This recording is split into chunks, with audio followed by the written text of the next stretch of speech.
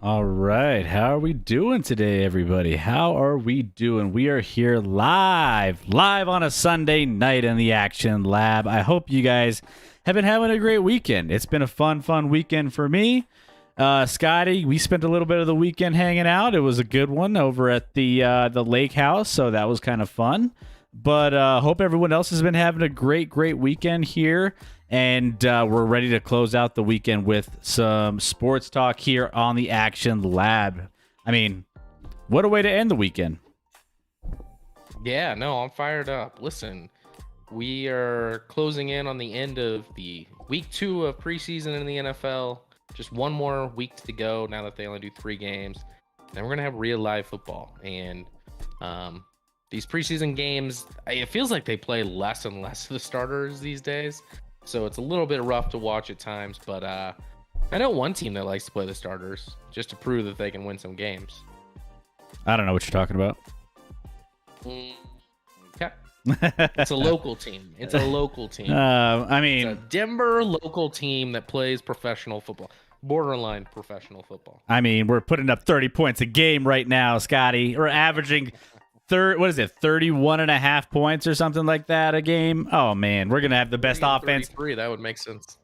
We're gonna have the best offense in the NFL this year. It's coming, and we're gonna have the best. We're gonna win the Super Bowl. Put your money on it right now, everybody. Listen, speaking of putting money on it, sounds like we could make a wager right now on a couple of things. Because you're ready to bet them to win the Super Bowl and to lead the league in scoring. So I'm worried about that too. Like that, both those things could happen probably. But let's just say they don't. Let's make a bet on it. Let's just. Well, I mean, we still have a lot of show to cover here in the intro, so maybe we just talk about that in a little bit. How about that? In case you guys are new to the show, we have a couple announcements here. We are only 2 followers away from 50. So 50 has been like the benchmark we've been kind of shooting for this entire run. It's been fun to grow all of our lab rats in the Action Lab, and we're 2 away. That's our goal tonight, is to hit 2. Now, if we hit 3 or 4, that's even a bonus, and we're just launching ourselves into our next big goal of maybe 100 followers.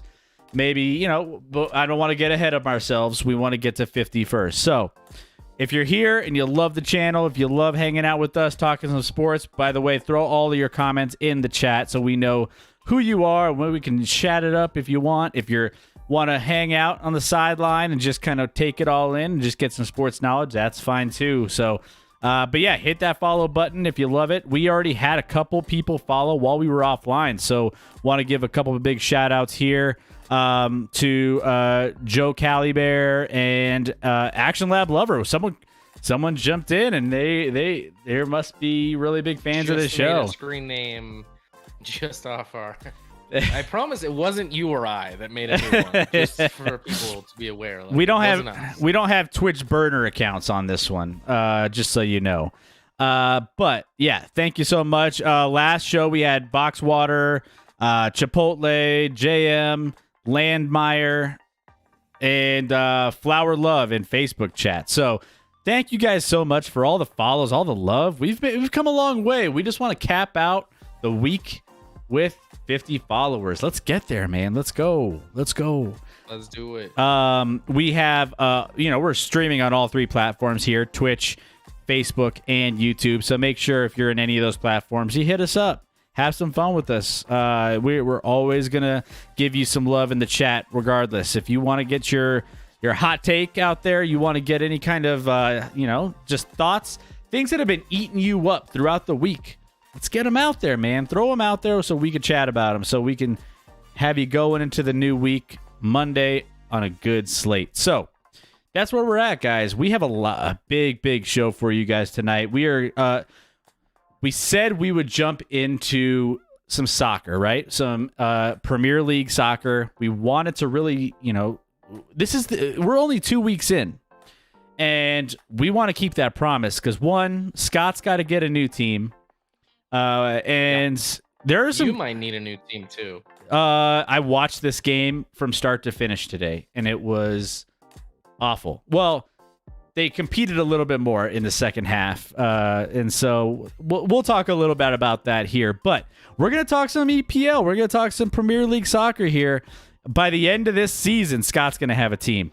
If you watched that Chelsea game, by the way. Maybe you're a big fan of Chelsea, Scotty. Maybe that was going to be your team. I mean, I don't know. Hey, they got a certain dude I like on their team, although I believe he's out with COVID right now. Yeah. So he's not playing, but yeah, it might be Chelsea. I'm still thinking about the Spurs, honestly. Tottenham's kind of fun now, and they got another W this week, or they started off the year 2-0 after their big win against the prohibitive favorites in Manchester City to win the whole thing again this year after they dominated the league last year.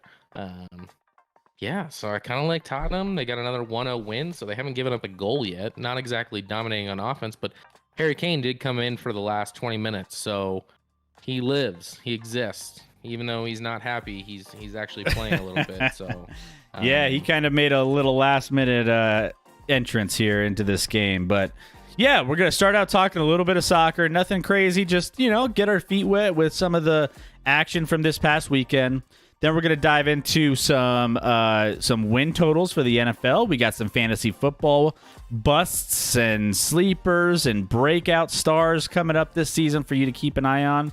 We've been covering a lot of fantasy football draft stuff. So if you've missed out on any of it, even our big secret that we revealed last show when it came to tight ends, hit us up in that YouTube channel. We have a YouTube channel with all of our VODs. We have all of those archived there. So hit up all of our YouTube channel for anything that you may have missed on a previous show. We also have some VODs here, but they don't stick around very often. So hit us up on the YouTube channel. Give us a follow there as well, and we appreciate it. So, Scotty, yeah, I mean, without further ado, let's just dive into the show, man. Let's have some fun with it, and let's go straight into some of the Premier League. So this was pretty much the schedule for this weekend. We have one game tomorrow, Crystal Palace, and I believe Liverpool are playing tomorrow, if I'm not mistaken. So yeah, we're gonna see some interesting games here moving forward. But we had some crazy ones today, and I was pretty much captivated with this first one here, and that was, I got to talk about Arsenal, got to talk about Chelsea, because those ones, it wasn't pretty for Arsenal today. Here's the thing. They have a lot of issues going on with injuries, man. They have plenty of guys out in this. So that's what kind of set them back here in what they would hope to be a closer game with Chelsea here. Lukaku ended up coming in and just dominating, man. There's no answer for him. He was just unbelievable when it came to creating opportunities on the side of Arsenal's defense. So, I mean, no matter what happened, I feel like there was a couple of good opportunities that Arsenal ended up having. They almost had a penalty in the box that could have gone either way. I leaned more towards not being called, which it didn't. So forget the penalty kick there. But Chelsea looked really good. Chelsea's starting out pretty well when it comes to the standings here in this table, when it comes to the Premier League. So they are at the very, very top. So we got a few teams at the top here. Chelsea, Liverpool, Tottenham is 2-0 as well. Manchester United is 1-1. And Brighton and Hove is up there as well. So that's kind of some prizes up there with Brighton and Hove in there.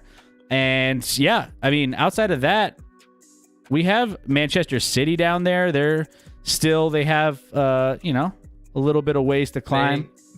They came back after their first opening with a defeat to my Spurs. Yeah, no big deal in that first one. I like right now. I literally want like 4 teams. Can I have 4 teams? Well, it depends. I want Tottenham. I want a couple underdog teams. So I want like Brentford, who's the first time ever in the Premier League, beat the Arsenal in their first ever match in Premier League 2-0 in Arsenal's first game, and got a draw here. I also want to be a fan of Crystal Palace because I've heard that they're the team most modeled after AFC Richmond, which of course is Ted Lasso's club in the fantastic show Ted Lasso. So like neither of those two teams are legitimately going to compete for a title, but I like them. And then Chelsea's in the mix too. So I don't know. I can't go Man City. That's the one team they're like too good. They're like, hey, they won the league last year, and then they went out and added Grealish, and it's just like, that's like, I don't know, LeBron recruiting someone over their team. Like, it just feels wrong. It's like picking a team and going with the Lakers because, gross.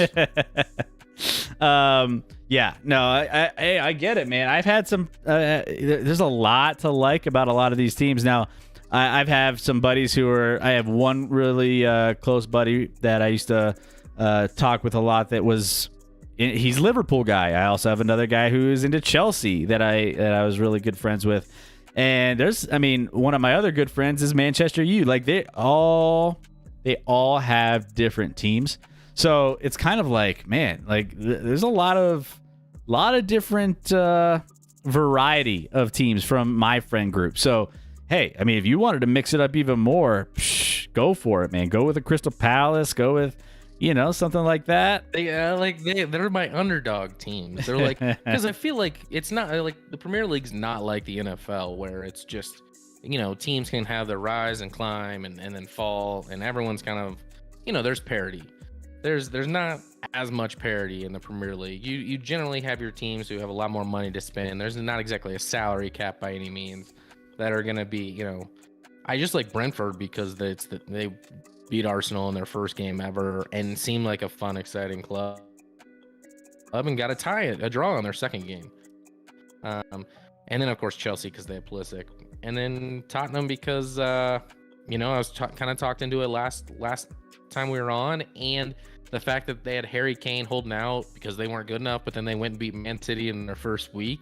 Like, I respect that. Going out without your star and taking it to the favorites to win the whole thing. So I don't know, man.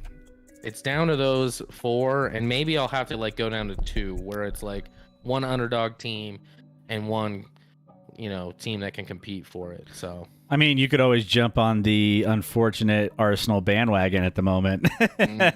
No, thank you. I just talked about how excited I was for Brentford to get that win against Arsenal. So you can have Arsenal. They're all yours. I will say this is a rough start. It's really, really not great to see Arsenal in the bottom, two teams of this entire thing when it comes to the standings and the table. Obviously, they haven't missed. So, I want to defend them in this sense. They've 9 first-team players have not been available early on in this season. So, Ben White, Hector Bellerin, Andre and Alexander Lacazette. I mean, all these guys. And more. They're all missing out of the lineup, and I don't know what that is. Aubameyang is obviously one of their biggest scorers. He was only able to manage 29 points today, or 29 minutes, I should say. So, this team is just being patched together in the beginning of the season, which sucks. Why is that a thing? Why can't we come into a season healthy? Is my biggest question. But I will say they're gonna find it difficult to win games or even draw games if they don't score ever. And so far they have not scored. Nope. So that's kind of a key component to soccer. And a lot of those scoring goals. A lot of those guys I mentioned are in their top line when it comes to their forwards trying to put the ball in the back of the net, right? So that's another thing that is going to be really, really on the forefront of what they need to correct here, because this is going to be a long season if they continue to have troubles with injuries, because at this point Norwich City right now is barely below them, and that's mainly just because goal differential. Yeah, pretty much. But as far as everybody else here, everything else seems to be looking fairly where it should be in this pool when I'm looking at these different it's pretty wild. There's only 4 teams that started off 2-0. So of the 20 teams, only 4 won their first 2 games. Everyone else either has a loss or a draw mixed in with a win there at minimum. So when I say there's not parity in soccer, things can happen. Any team can win on a certain game, but the Premier League plays a lot of games. They play, I think, close to 40 games in a season. So it starts to separate itself eventually. But the fact that only right now Chelsea, Liverpool, Tottenham, and Brighton actually are the 4 teams that started 2-0. So we'll see what happens with those teams. Some of those teams you'd expect. Brighton, maybe not. Tottenham, even maybe not. Chelsea, you expect. Liverpool, pretty expected. Both those teams sit at the top with scoring 5 goals and giving up 0 in 2 games. So pretty dominating performance on that end for those two teams. Yeah, but I mean, I will say, not because I was watching this game and it was just on the forefront of my mind from today, but man, I will say that Romelu Lukaku is I always like have wondered how like good he is when he's just like a big man down there, right? And you just like see it. He's like, how could he be that fast? How could he be that crafty? And you watch him play, man. He does some things that you're just like, whoa, like creating different just scoring opportunities on the offensive side of the ball. Like, man, that guy. He is everywhere. I mean, you feel like he would run out of gas, and he doesn't. He just keeps going and going. So fun to watch him play. Yeah, Chelsea's a fun team to watch for sure. And yeah, as far as everyone else goes, they're more fun when my boy doesn't have COVID. True. Pulisic is playing. It'd be nice to watch, but yeah, you're right. Lukaku is obviously a stud. I don't know. There's a lot of great players in the Premier League, so it's fun to watch. I'll be able to get into it a little more when I have my weekends off more often, unlike this weekend. But yeah. No, definitely. I'm going to be spending a lot of time on Saturdays, especially getting some Premier League soccer in. So we got to hit up one of the. We didn't do it for the Euros, but we got to hit up one of those little soccer bars down here in Denver and see if we could get in and have a good time spending an morning afternoon, kind of jumping in on some soccer with all the crazies down there. That'd be fun. Okay. Make it happen. But so again, we're still trying to dive in. You know, Scotty's a little new to soccer. I'm a little new. I always get into it a little bit, and then football starts, and then I kind of fade into the background with football and everything else. So we're going to try to keep tabs on everything going on in Premier League. And then once we have a big announcement here coming up on what Scotty's team is actually going to be, because he's got to figure it out, then we'll make that announcement here on the Action Lab. It can't be like, oh, I want two teams. It's got to be one bona fide team. That's it. And then you got to commit to it. No, I just said I'm taking one underdog and one legit. I want an underdog squad that, like, I would be thrilled if they finish like middle of the pack. I'm taking that. And it's either going to be, I don't know if I say Brentford or it's probably going to be Crystal Palace. I don't know. We'll have to keep the jury out on that. We have a couple soccer people in the Action Lab Rat family. We'll see what they say, if that's a doable thing or not, or if you have to commit to one. But we'll see. All right.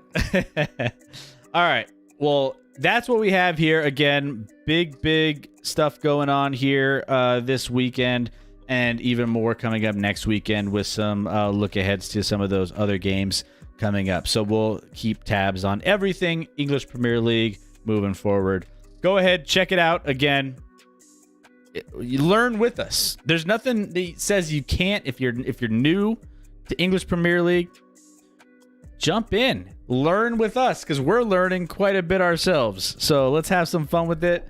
We're all starting on a fresh slate here. It's a brand new season. Hey, let's talk some Premier League soccer. And we haven't even gotten to the Liga. We haven't even gotten into like the Real Madrid and all Barcelona. But I mean, we're gonna focus on one. We're start out. Why don't we just cover the Super League? When does that start? That should be coming up here soon, right? Yeah, that's happening. Right? Yeah, exactly. But let's we'll get there. Let's dive in, though. We have a lot to cover here, so we want to jump into we want to talk some NFL win totals. We were discussing these, over the course of our previews of each of our different divisions throughout the NFL, AFC, NFC. We've been talking about who we think is going to be, kind of better or worse than what we think they can do this season. And, going into this, there's a lot of them that, maybe are no-brainers. There are some that maybe, I don't know, could be right on the line of what we think is going to be. So we're going to dive in and we're going to try to go back and forth and decide whether or not these NFL games or these team total predictions are accurate, and we're going to go over under for all of them. So we're going to give you all of those for each of us, and we'll give you an idea of what we think is going to happen this season. I do have a question that we didn't discuss. If it's a level number, can you say push if you're very confident it's going to be that number? I mean, I guess it's not a smart thing to say push, because then you have to literally land on that number. It's you got to pinpoint it, right? But I mean, yeah, you gotta get it exactly right. So it's a stupid thing, but if you're really adamant that, like, man, that number is perfect, that's exactly the record they're gonna have. Yeah, you know? I mean, if you're confident in it, and I mean, that's. I'm not even saying I'm gonna do that. It's not smart. It's not a smart thing, because then you have to be exactly right. No, I think Ravens pushing at 11 right there, or over. You get, if 12 through 17 and under 10 through 0. Yeah. I think if you want to go ballsy with it, like, hey, all power to you. I mean, who knows? I mean, 12. Okay. I mean, maybe Chiefs go 12 and you get that. Maybe you get bonus points if you nail that. Maybe like each one you get correct is 1 point. If you get a right on the spot push and you call push, you get maybe 1.5, like 2 points. Point and a half maybe. Point and a half maybe gives it that extra half edge over. So it does benefit two you. Feels too aggressive. So point and a half feels right. 2 makes you. We're getting into like 3-pointers in the NBA at that point, and it's like, So, do we just want to start at the very, very top and kind of work our way down? Or how do you want to do this? You want to pop around? Based off of what you got on the screen there, it's probably easiest to just go highest to lowest win total, right? Let's do it. Highest to lowest. Now, I mean, does it matter who goes first? You want to flip a coin? What do you want to do here? I'll go first on this first team, and we'll just go back and forth. Okay. Sounds good. I think you know where I'm going with this first team. I mean, I don't need to take long to say Chiefs 12? 12? That's embarrassing. How dare? Let's keep in mind, Mahomes, including the playoffs, is 25-2 in his last 27 games he's played in. So they just have to go 13-4. That's cake. Last year they were 14-1 in the regular season with Mahomes. They set out the last game of the year, lost, but and they have a way better offensive line this year. The 5 starters in the Super Bowl, 3 of them are second string on the team now. The other 2 are out of the league. So that tells you how much better their offensive line is going to be this year. Over. Easy.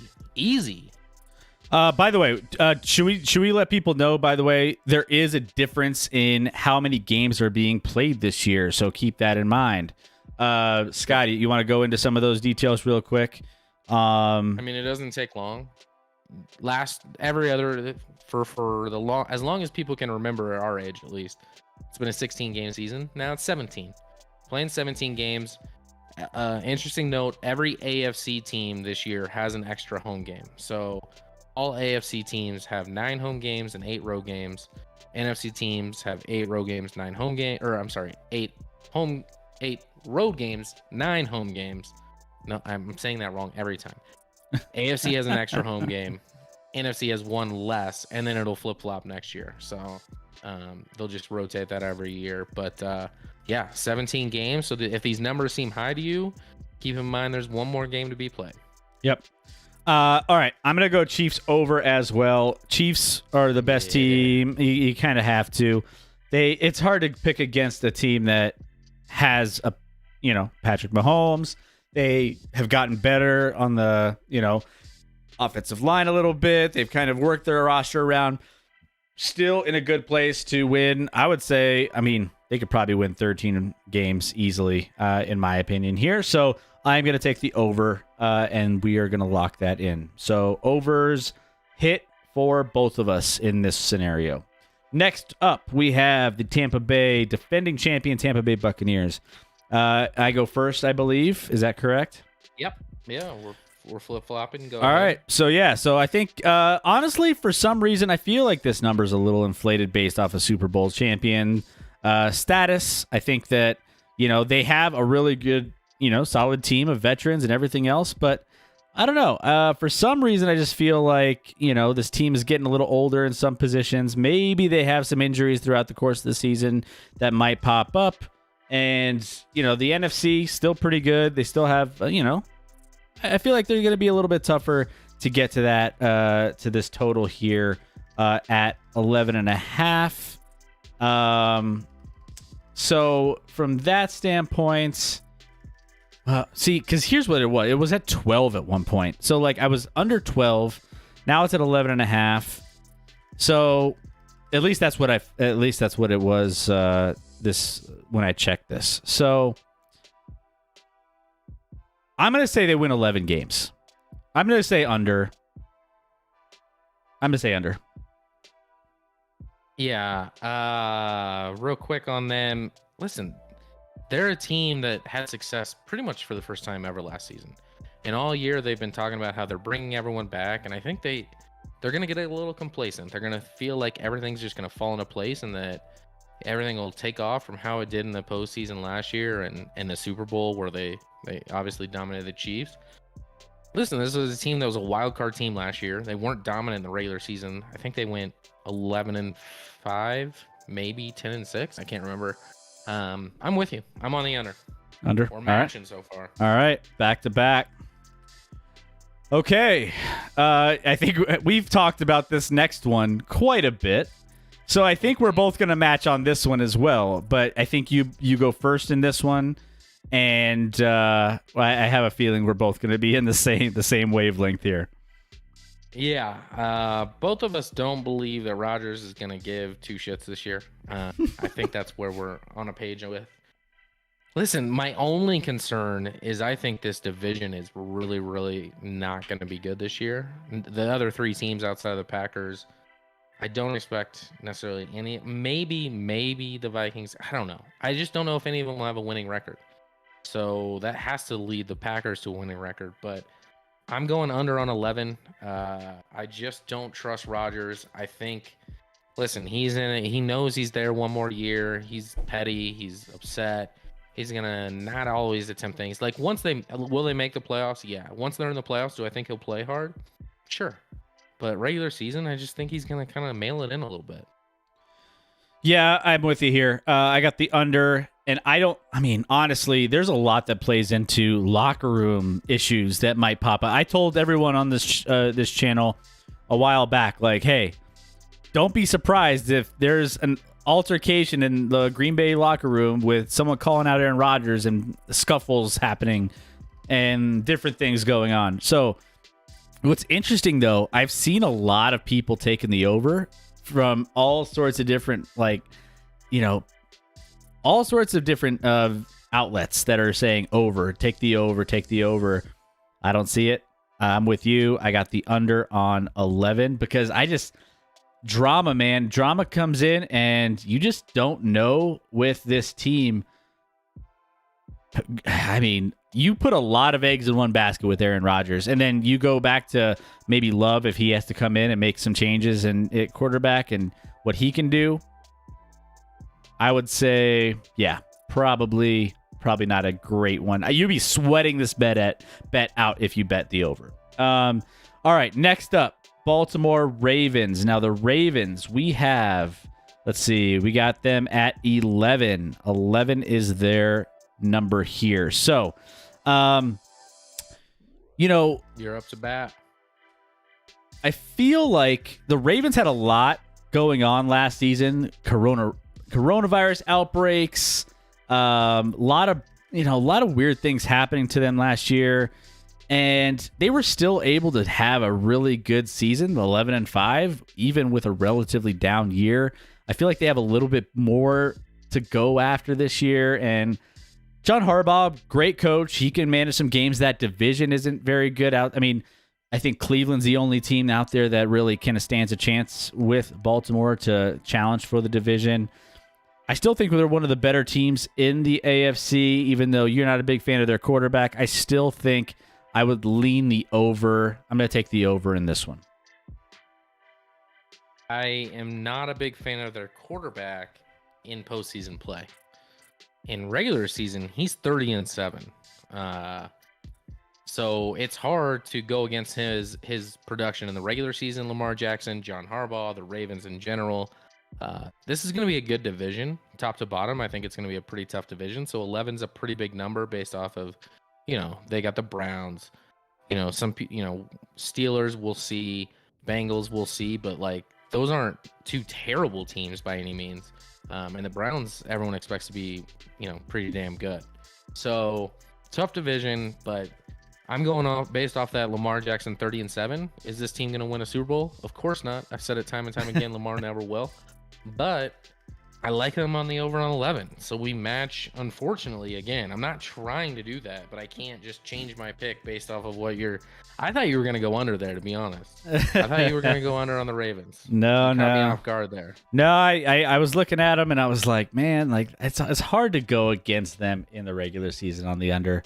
But all right. Well, that leaves us to our next one here, and that is the Rammies, the Los Angeles Rams, 10.5 over/under win total for this one.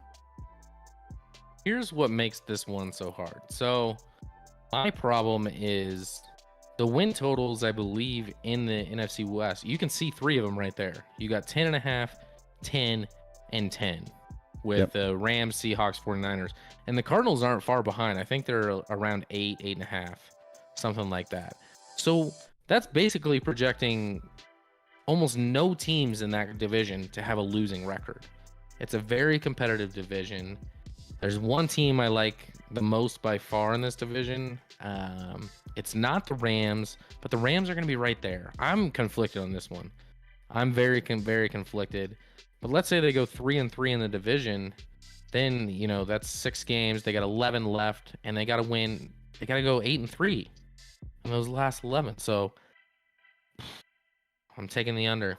I'm taking the under on the Rams. And I also am taking the under because I think they're a popular bet. I think people are excited about Stafford combining with, McVay, and people like I have to feel like I haven't looked at the money that's been placed on the Rams, but I'd be shocked if most of the money is not falling on the Rams and the over.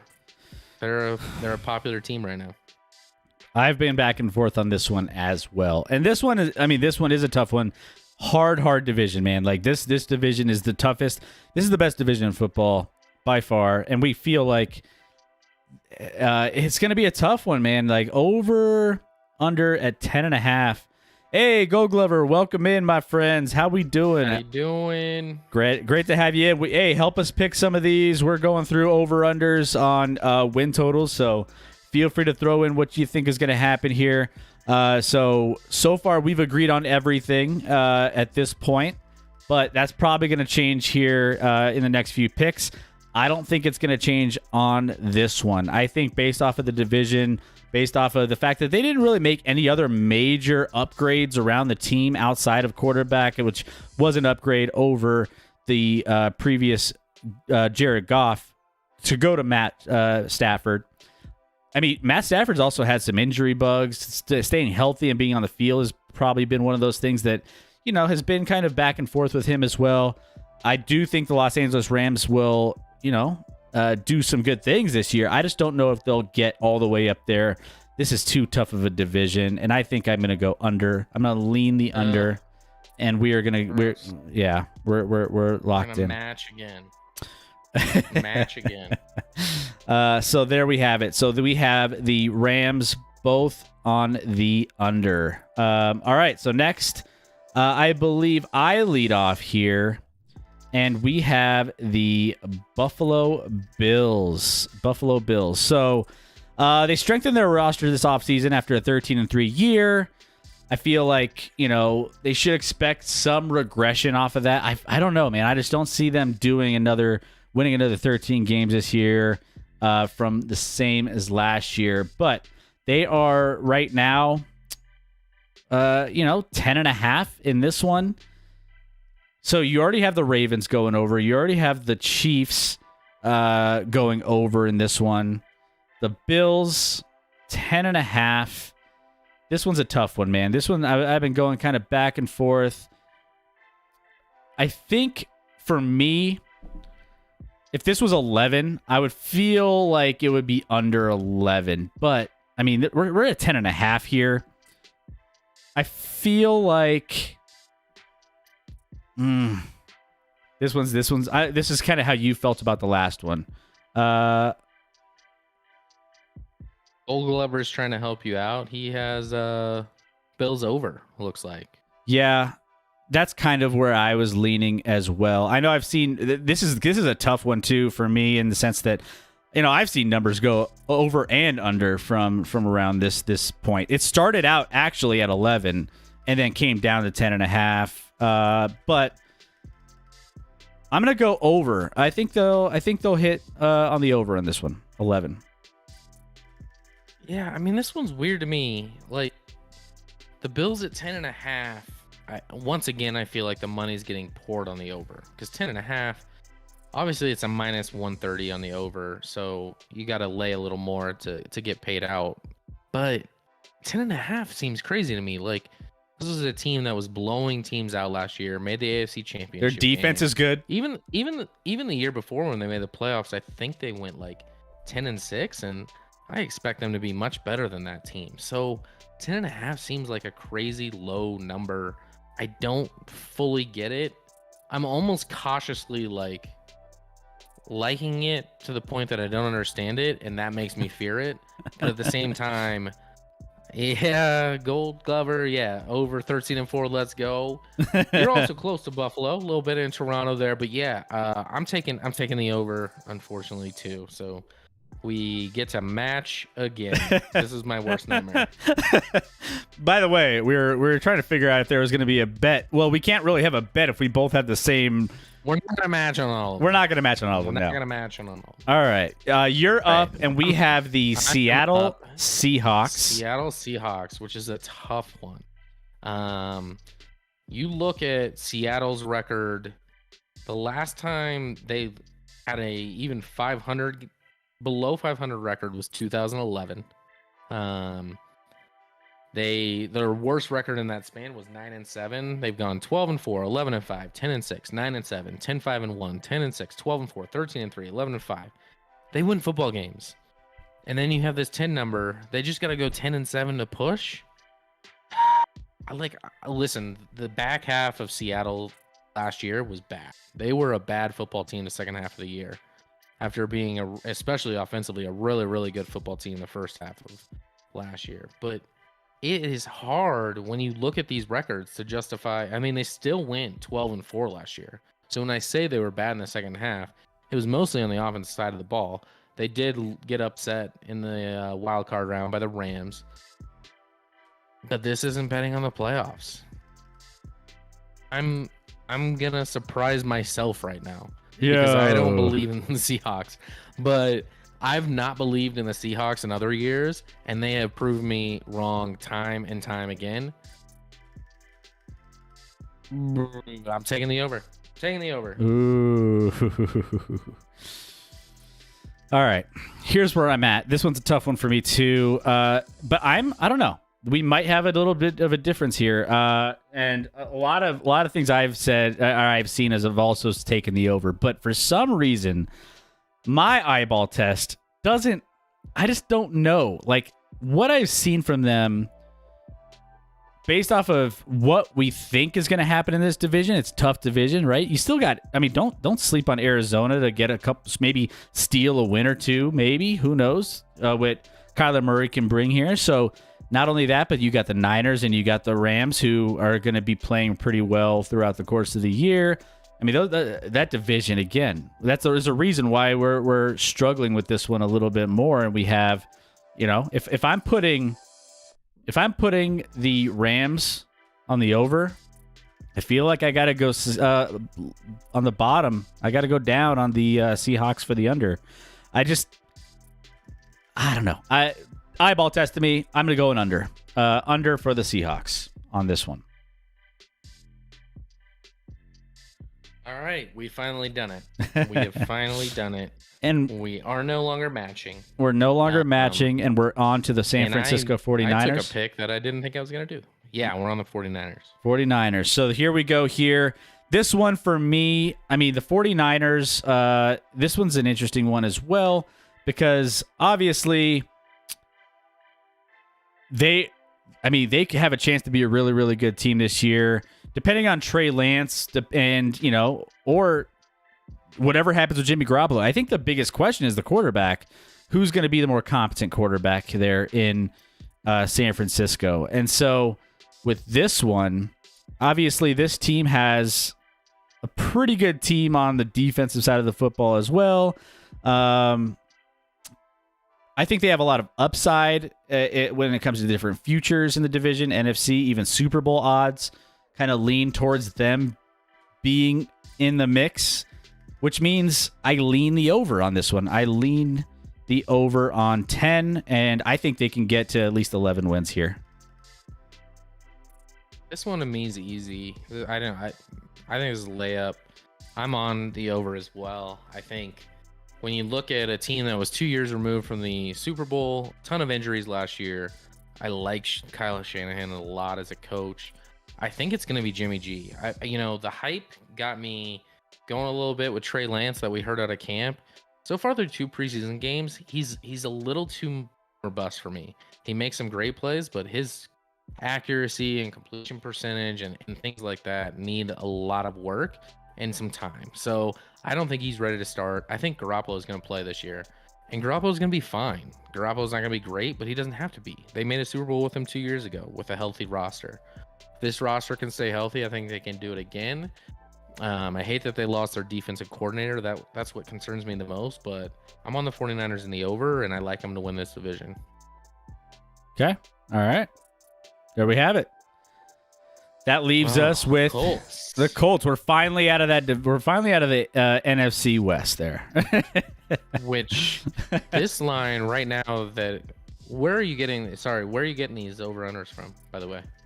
So this, these have been, there's like so many different ones. This is CBS Sports. Okay. As of, this was, I think, the latest one that I found. Some of them were like a couple days ago. Some of them were, but yeah. So what's interesting is Carson. So I checked on FanDuel earlier today. Colts were at 8.5. Okay. Over under.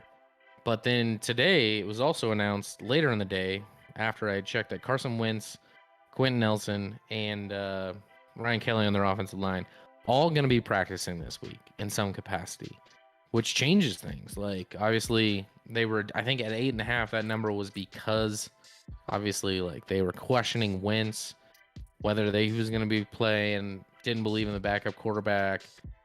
Without Quentin Nelson, they're all pro guard. Like, that's a lot to not have and still have success. 10's a big number, though. 10's a big jump just adding Wentz. I mean,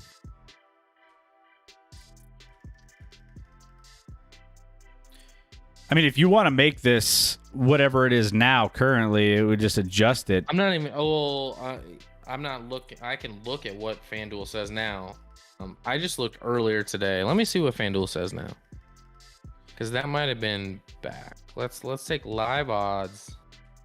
FanDuel. If it loads. Yeah, because I feel like 10. It's a little north of what I would think it should be. However, yeah, I feel like we were talking when we were running through the division.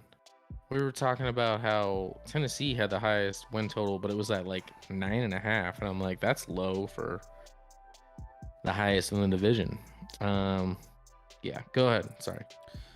Yeah. No, I was just gonna say that this one, it's gonna be an interesting one based off of injuries for sure. So yeah, Quentin Nelson to the big one. Carson Wentz is another big one on this one that really affects.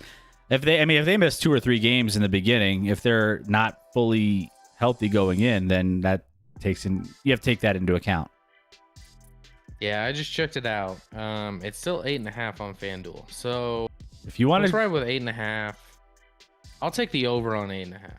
I'll take the over on 8.5. I like Frank Reich. I think this team can win at least 9 games and be above 500. Even if listen, even if Wentz is healthy, I'm not sure he's a great quarterback by any means. He was not good with Philadelphia at all last year. So I don't know the discrepancy. I just believe in the coaching and the roster overall to make them at least a winning team in 2021. So I'm gonna take the over on 8.5. over, okay. 8.5. So if you, in case you're just joining, we're making a couple amendments to this because some of these are have been adjusted in recent days and maybe a week or so. So 8.5. I honestly think for this one, it comes down to injuries and stuff. And honestly, if there's going to be some issues at quarterback and Quentin Nelson, guard Quentin Nelson, that protects the quarterback, and we're going to have some issues there. I mean, I don't know if I would go over 8.5 if Carson Wentz and Quentin Nelson are just like having issues getting back on the field, or if they re-aggravate any injuries, or if they're just even 50% coming into this, forcing their way back in and they get hurt again. It's too much for me to put on pushing the over on that one. I think maybe they're hovering around 8 wins, and I think that's where they might land. So if you're taking the over under here, I'm going to get under 8.5 if we're taking the 8.5 number. So, all right, there we have Let's it. move on. Cleveland Browns. Okay, so Cleveland. I mean, do we want to? Well, now I'm Do questioning. you want me to do? Do you want me to look at the live odds? Yeah, for all maybe these teams? maybe let's just We'll see. stick with the teams we've obviously already done, but Cleveland Browns right now live odds are 10.5.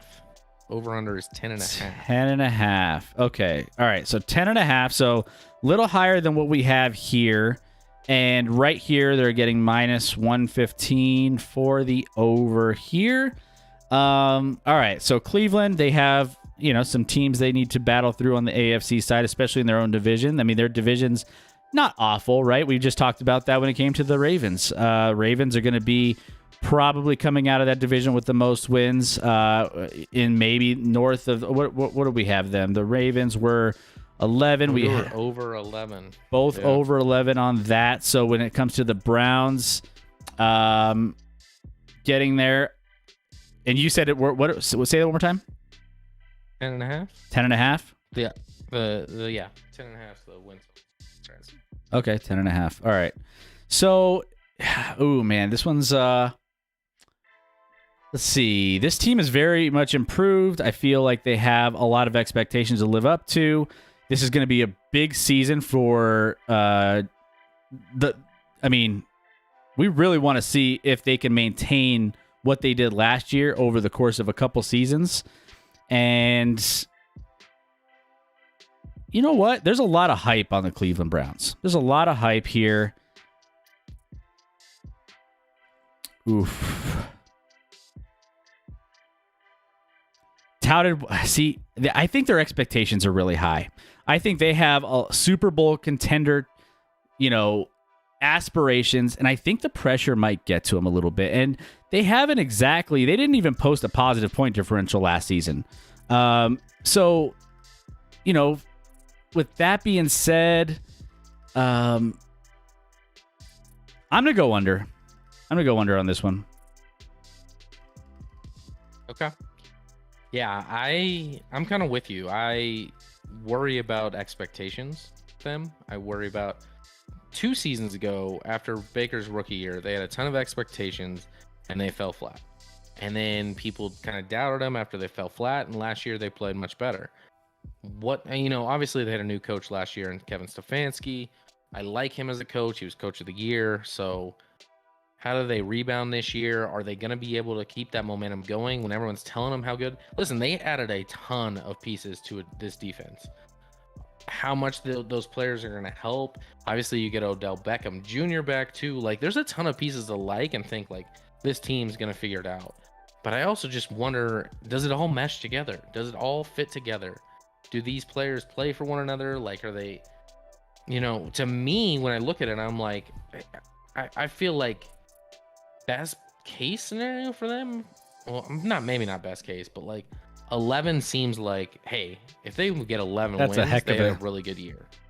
Really good year, 11-6. Yeah. But at 10.5, like I feel better about them not reaching there and being maybe a 10-7, 9-8 team. So I'm gonna agree with you. I'm gonna take the under here and lay low on the Browns a little bit.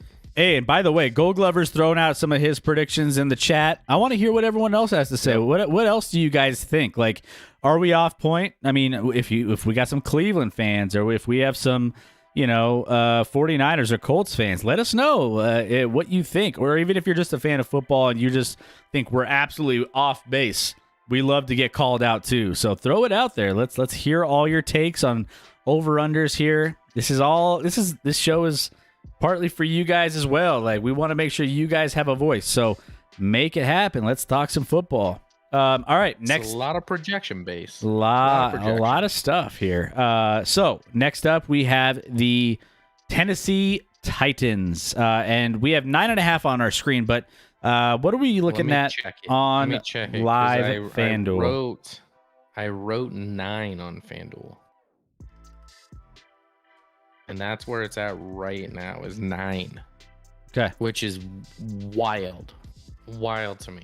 I'm not going to take a lot of time here. I don't understand why it's at 9.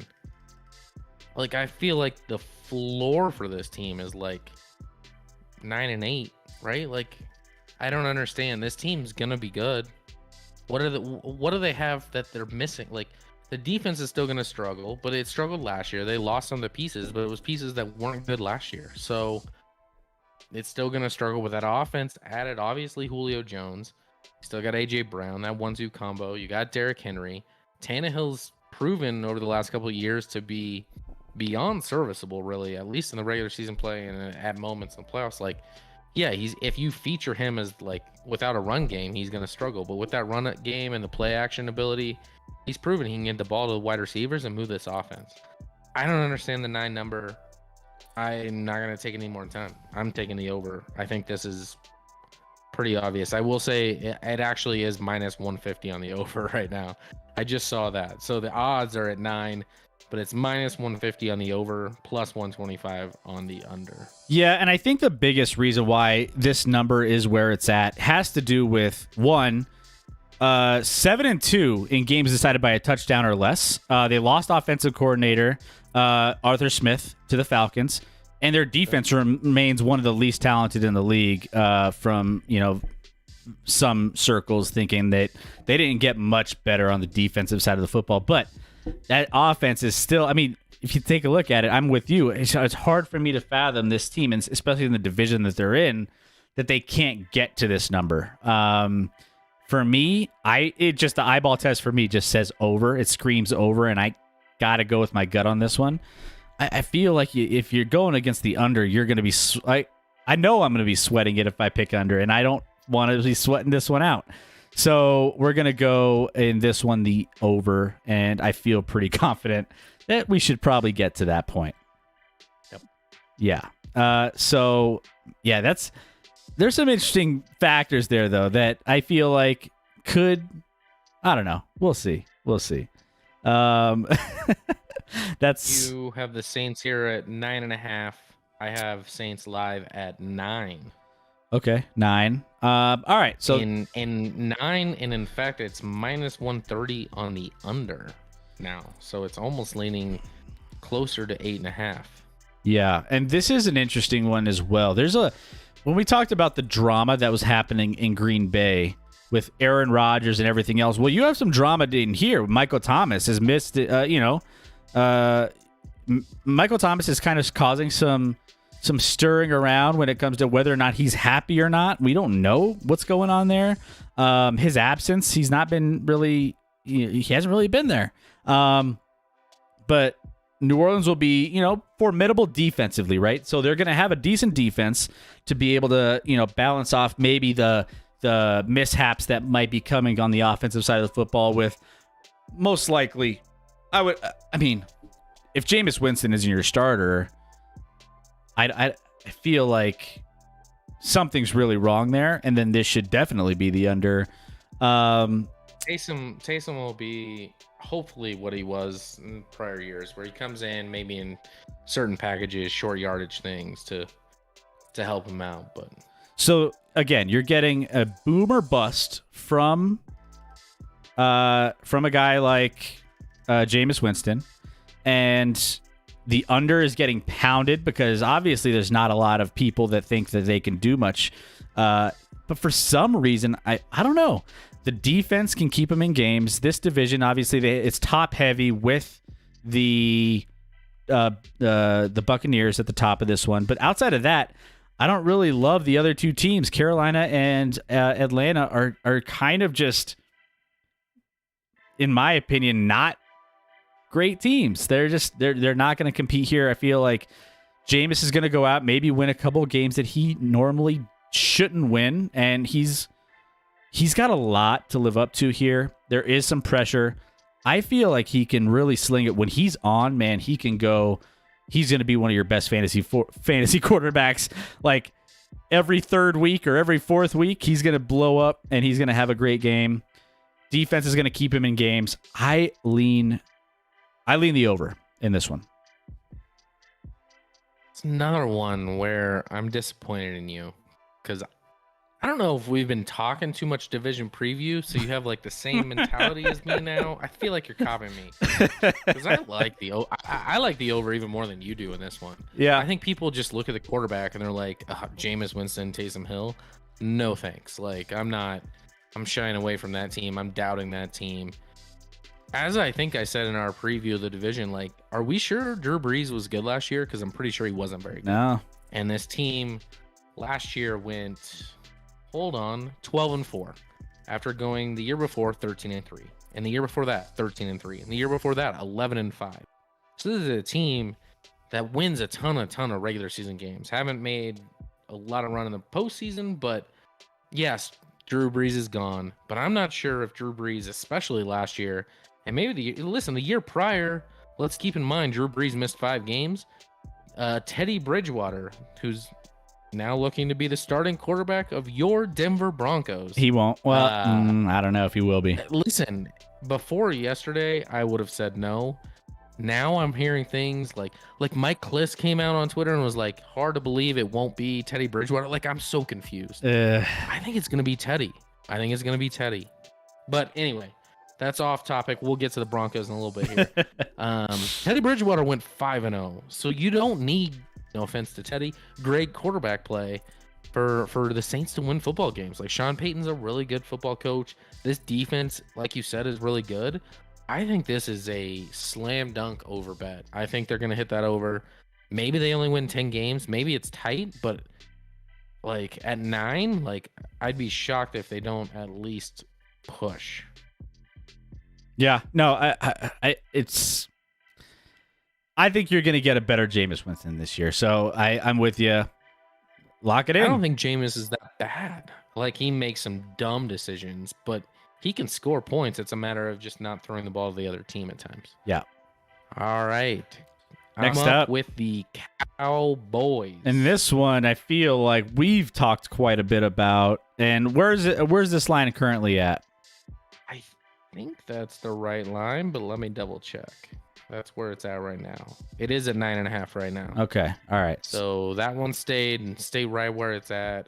As far as it's plus 115 instead of plus 110 and minus 135 instead of minus 130. So essentially the same as what you got there. Listen, I don't even know if I believe it.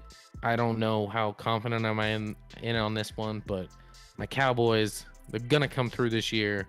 Dak is back. I know he's gonna start doing team drills this week with that shoulder issue. He's been throwing a little bit.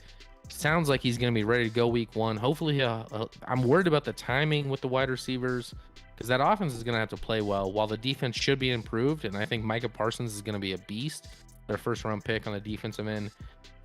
They're still going to have problems on the defensive side of the football. I don't love Mike McCarthy as a coach. I'll be honest. I don't know if my Cowboy buddies are watching right now. And one of them I know for sure likes Mike McCarthy, and I'm just not there. I don't even have the heart to tell him at times that I'm just like, I don't believe in Mike McCarthy. However, and watching, I don't know if you watched any of the Hard Knocks. I'm about 1.5 through. I literally put it on as I'm going to sleep, and unfortunately, I've fallen asleep way too many times. Mike McCarthy's not captivating. There's not a ton. They could have done a better job of finding like captivating things to talk about. I feel like it's been a struggling season. I don't know, but I'm gonna take the over because it's my Cowboys. This division isn't overly strong. Listen, like they're an offensive juggernaut if they're put together. If Dak's who he is, you saw what he had in the few games he had last year with CeeDee Lamb, and you have Amari Cooper and Michael Gallup.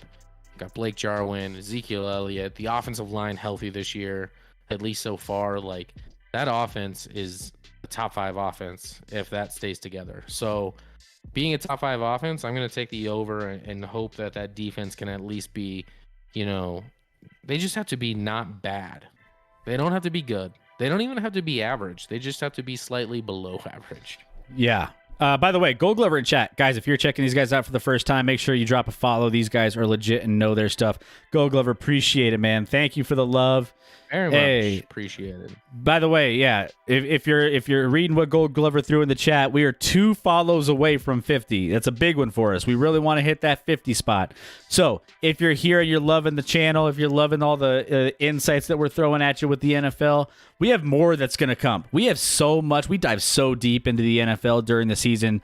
We're going to talk NFL. We're going to talk Premier League. We're going to talk NBA, NHL once that picks back up. Man, we have so many big shows ahead of us, guys. Make sure you're not missing out. Football preview coming. We have a big college football preview by that. Yeah, either we might be doing that here this coming Wednesday potentially, or Wednesday or Sunday. We haven't locked in which we're going to do, but huge college football show. If you love college football, if you love any sports, this is the channel to pop in and get a little bit of a little bit of insight. No matter what we're talking about, we always love to give you love in the chat. So throw it out there. Gold Glover, really appreciate it, man. By the way, Gold Glover has a great channel. Hit him up as well. Make sure you give him a follow. He's big enough. He's already huge. Give him a subscribe. You can hit him with the subs. So appreciate it, Gold Glover. I am going to follow you on the Cowboys here. Here's the reason. I don't like I don't like it because right now, I'm hoping that Dak, all the issues that are coming through with his injuries are minor. And that's what they seem to be. A lot of people are saying it's all like smoke and mirrors. They're trying to like cover it up a big time issue. If it ends up being a big time issue, then I guess we're both wrong on this one, Scotty, because right now I feel like the Dallas Cowboys, they're the only team in the NFC East and it's one of the worst divisions with an above average offense. I mean, that right there just kind of gives you just that separation that I feel like you should be able to get there. It is a bad division though. So just tread lightly, especially with Dak and what he can do limited wise when it comes to his injury, because that's going to be a little bit of a factor here to keep an eye on. So there we have it. There is the Dallas Cowboys. So we have an agreement on that one. All right, next up, yes, sir. We have the Pittsburgh Steelers. Pittsburgh Steelers are coming in here. Are they? Check live odds for you. It's 8.5 now. 8.5. 8.5. Okay, so part of me, I was like, all right. So Vegas projects the Steelers to be a 500 ball club, 2021-ish. Right, despite going 12-4. I mean, 8-5 is about as 8.5. I'm sorry, is about as 500 as you can go. Yeah. So despite going 12-4 last year, before just the wheels falling off, their strength comes off the pass rush. Pittsburgh looks to be in transition in the secondary. So there's some issues there. Roethlisberger, the talent. I don't know. I'm having a little bit of trouble here. So the AFC North, competitive from top to bottom. Browns, 10.5. Browns and Ravens going to be in that 10.5, 11 plus wins about. Each team draws, the schedule inviting some tough matchups, especially Green Bay and KC. Pittsburgh does have a nice little running game, though. They run the ball well. They try to keep games close. Offensive line could be an issue, but we'll see how Najee Harris plays. I struggle with this one. I struggle with this one a lot because, like, I could see 8.5.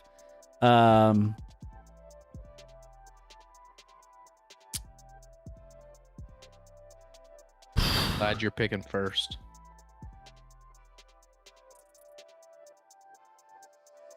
I mean, At times I thought you froze right there, and then I saw you blink. So I'm like, no, he's alive. This one's so hard for me, 8.5, because it's like the Steelers. I mean, again, the 12. I mean, of a bad season, 12 wins. Oh man, I think they can manage to win a little bit over 8.5. Man, I'll take the over. I'll take the over on this one. I don't like it though. I don't feel great about it.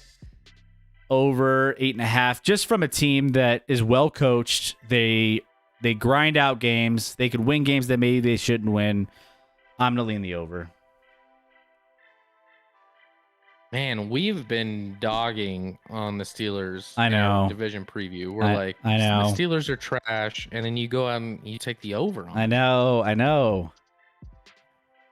So that threw me for a loop right there. I wasn't ready for you to take the over, especially because I think I might be doing the same damn thing. Let's go. Listen, I think this defense is going to be really good.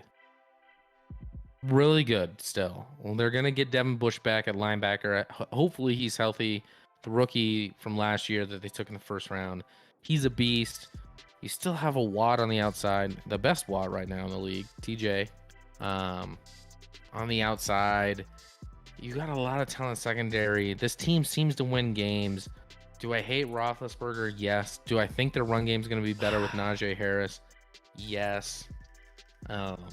It's funny. Right before we went on, I saw like this tweet from, I forget who tweeted it, but it was like, Roethlisberger still has an arm, and he literally, it was a deep ball to a wide receiver who was wide open, and the ball was in the air for 100 years. It was the shittiest throw ever. Oh no! Like, he had to lob that thing in there, and in fact, the recovering safety from the other side of the field, if he would have just seen where the ball was, probably could have picked it, but he didn't know where it was or what was happening. He made a terrible play on it. So it was a super weird Roethlisberger highlight because it was a terrible, terrible pass. This dude doesn't have arm strength, so they scare me. They, in fact, terrify me offensively. But I like their defense. Defense will win games. So I'm going to... If this was at 9, it would be maybe different for me. Maybe I'd do a push. This feels like a 9-8 squad to me. Yeah. Maybe. So I'm gonna do the over as well. There we have it. Boom. All right. Gross. Hey, we bring you the best analysis here, guys. We don't talk about some of this stuff before we go on the show, by the way. We don't, like, some of this stuff is completely just, we just come up with our analysis separately. We don't talk about, so that's what makes this legit. We have we surprise ourselves on this show. We like to make sure that keep each other on our toes. So next up, we got the New England Patriots. Now, double check this one on 9, whether or not that is the same line. I checked it. It's still at 9. Okay, Live odds on FanDuel are at 9 still. Okay, there we go. 9. I'm gonna keep this short and sweet. Listen, this is a team that almost went. What did they go last year? Like 8-8 with maybe 7-9, with a roster that was without a lot of guys that sat out to COVID. They added a lot of pieces. Whether they're good or not, we'll see on offense. Cam or Mac, I think both could run this offense better than they could last year. You got Belichick. I'm taking the over. I'm going to keep this quick, too. I'm agreeing with you on this one. They get a lot of guys back from the COVID list that maybe they weren't playing last year, so opt-outs and injuries negatively affected them. They will have a lot more consistency and from those guys on that side of the football. Plus, you have Bill Belichick, one of the best coaches in football, getting a team back that it really, he's got his fingers on for a couple years now. This is his second year post, Tom Brady leaving, and he kind of understands what people's strengths are. He knows who to pick here. And I feel like they're just going to be better in a division that's kind of still up for grabs when it comes to some of these like teams in the lower side of things. Even, I mean, you could steal a couple wins here from maybe the Bills. Who knows? And you might be able to get lucky on some of those games and out game plan. Jags and... Did you say they're sweeping the Bills this year? They're sweeping them straight. No. No, I mean, they'll probably get good wins against the Jags and Miami and, whatever. Like, obviously, they'll own the rest of the teams in the division, but in my opinion. But I feel like this team is a little bit better than once they continue to have a little bit more consistency with players that Bill Belichick can recognize their talents, recognize their strengths. He'll just keep capitalizing on that. So I feel like they're going to get better and better as the years go on and challenge for the division title here. Who knows? Maybe in the next year or two. I mean, depending on who they end up drafting and who they bring in, so on and so forth. So that's where we have these guys here. All right, next up, talking about that we're speaking of the devil, the Miami Dolphins here. The Miami Dolphins, obviously, not a lot of people have a lot of high hopes for them. They're still trying to figure out, some quarterback issues, different things going on with, whether or not Tua's going to be able to learn this playbook and try to jump in and be able to make something happen here. They've jumped to 9.5, by the way. So not 9.5. Okay. And here's the thing. I probably would have still taken him under 9. Even still. I think this one, second season, you don't know if Tua's going to make a big improvement. You still have New England in the division. You still have Buffalo in the division. They could. I mean, here's the thing. Miami could fly over this number also. But Dolphins have overachieved, here and there in certain areas. And league high 18 interceptions. I feel like it's not just going to get better like overnight, over one season. It's not just going to get like that. So for me, I feel like they're still trying to find themselves here. I still got them under 9, I feel. So I'll say the under 9.5. It gave me that extra half point. Yeah, I feel like by default, I already took the Bills over 11 and the Patriots over 9. It's hard to then take the Dolphins over 9.5. By default, I feel like I have to go the under here. Maybe I'd like to change my pick, knowing we're just copying all the time, and I hate it. We're both great football minds, though. So, I mean, the chat hasn't. Minds. Chat alike in chat, please dive in. Tell us why we're wrong. Tell us how dumb we are. I would love to hear it. Love to hear it. We just said we're great football minds. Do you have anything to say about that, chat? I bet you do. This football game, they got that Tua guy, but they don't have Fitzmagic anymore to lead him to the promised land. No, they don't. And you're right. This defense had a lot of turnovers created last year. Still can. I mean, they got some studs in the secondary with Byron Jones and, oh my gosh, the other corner who's even more elite than Byron Jones. They just signed readjusted his contract. I'm drawing a blank on his name, but they got a lot of playmakers on defense. They got some weapons on the outside on offense. The running game, I'm not really sure about. Tua needs to take a jump, and I just don't. Until I see it, I don't know. He doesn't throw outside the numbers. He's a one-read guy. Until he figures out how to manipulate a defense, read a defense, go to the second, third, fourth option, and consistently throw outside the numbers, I just don't trust him. So I'm going under as well on the Dolphins. By the way, guys, I forgot. I made a new follow alert sound effect. I need someone I'd love to hear it. I need someone to test that out, by the way. Let me make sure it works. So hit us a follow so we can test it. Just throwing that out there. If that doesn't draw people in, I don't know what does. If that doesn't, then I don't know what we're doing here. Like, come on, people. We need to hit 50 we're talking tonight. About sound effects right now. Let's go. We want to hear them. Yeah. Scotty doesn't even know what the sound effect is, and he wants to hear it. And here's the thing. he can't hear I him. won't hear it. So, it's fine. It's But fine. I can rewatch the show. I can rewatch, I can watch the VOD, as the cool kids like to talk The VODs, about. yeah, It's in YouTube, VOD, right? YouTube, or here on Twitch. But all right, I digress. So hit that follow button. Let's hear that new ringtone, that new chime. All right, here we go. So we just finished up with the Dolphins. I went first on the Chargers. So you are up I'm on first. the Chargers starting off. Also bumped up to 9.5. Okay. Chargers at 9.5 now. Listen, Chargers have an up and coming quarterback. Obviously, Justin Herbert, phenomenal rookie year. Probably the best rookie quarterback in the league last year. I don't know why I'm saying probably. It was the best rookie performance from a quarterback last year in the league. They lost a lot of games they probably shouldn't have, but let's keep in mind their record was not good last year. Nope. Well under 500, even with Herbert playing that well.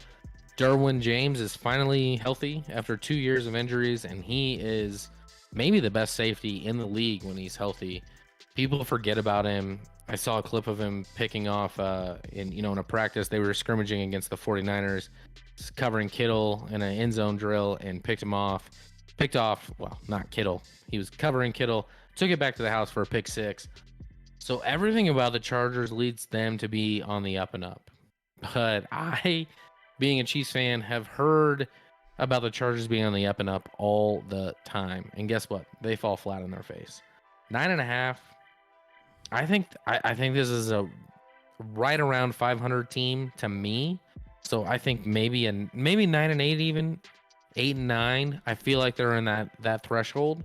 So to me, this is a little too rich, even though I think they could be. They're going to battle for second place in the AFC West, because With who? I think I have a team that I think is going to be at the bottom. With the Denver Broncos. Congratulations on battling for second in a crap division. Yeah. Congratulations.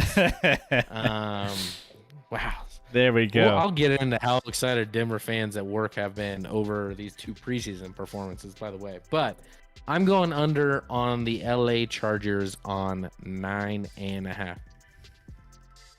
I'm agreeing with you here, and this is not because I'm a homer for the Broncos, or I just think the Broncos might challenge them this season. I feel like the Broncos defense is going to be a lot better than a lot of people are saying. I mean, I feel like they're going to be pretty good, and they're going to keep them in games. If our quarterback play is half as good as it was last year, just that much better.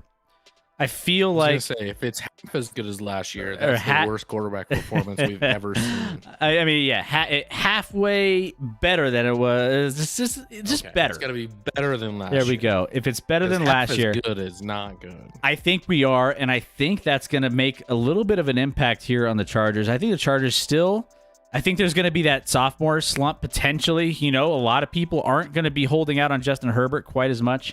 As far as that standpoint, people got tape on him now. So he's not going to jump up on people. He's not going to surprise people. People are going to give him the credit that he deserves winning Rookie of the Year when it comes to, just dominating on the offensive side of the football in his rookie year. He's not going to sneak up on people anymore. People are going to get ready for him. They have tape on him. I think it's under. I think he takes a step back. Is he the best young talent? I'm not going to say Patrick Mahomes, because obviously we already know he's like at a different level. I'm waiting for you to say something here, Scotty. I don't even know why. Anyways, you brought Pat Mahomes into a talk about some Justin Herbert. He's on the up and ups, and he's the best promising quarterback, young kid in this division, and he's gonna have a big year. I don't think, or big career. I just don't think this season is gonna be it. I got the under here for the Los Angeles Chargers. Do they have fans yet, by the way, in Los Angeles? I think some of the baseball teams have fans. So yeah, I think they're gonna have fans. Or do you just mean the Chargers? No, in general? I mean, do the Chargers have fans in general?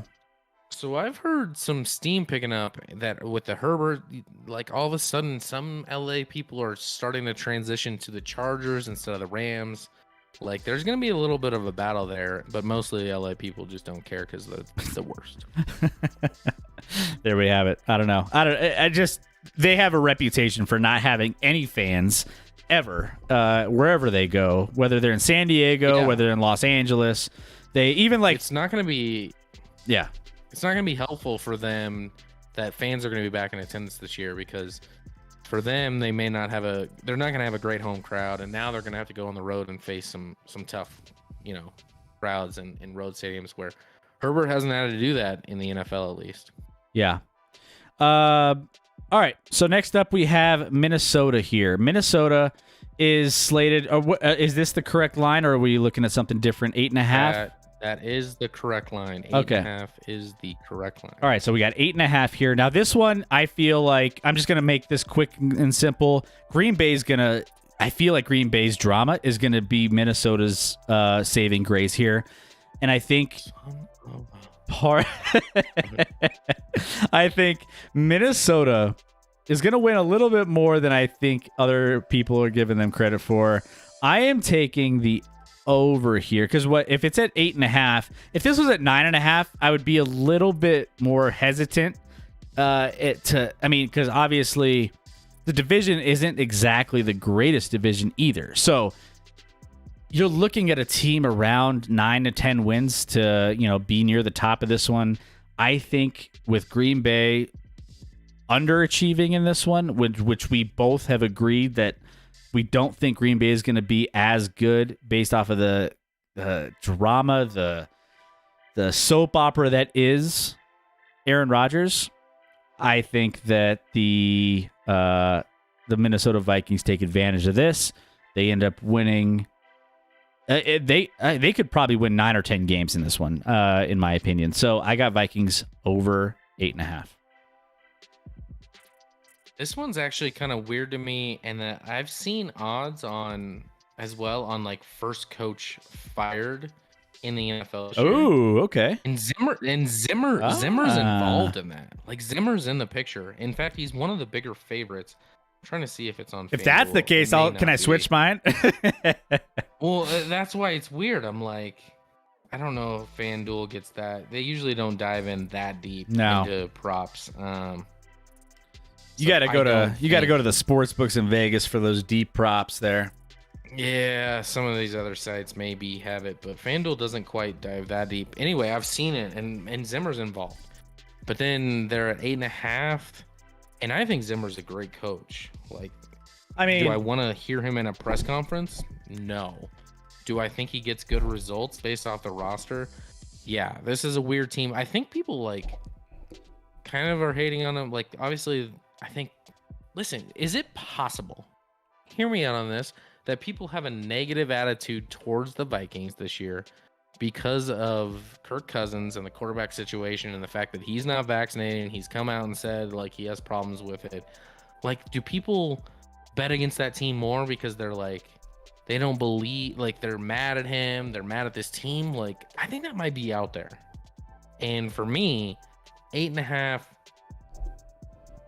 listen, I think worst case scenario, this team wins 8 games, goes 8-9.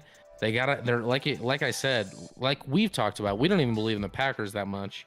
Then you have a division with Go Glover, following up with the Bears. We'll see what the Bears do. Right now it sounds like they're going to start Andy Dalton.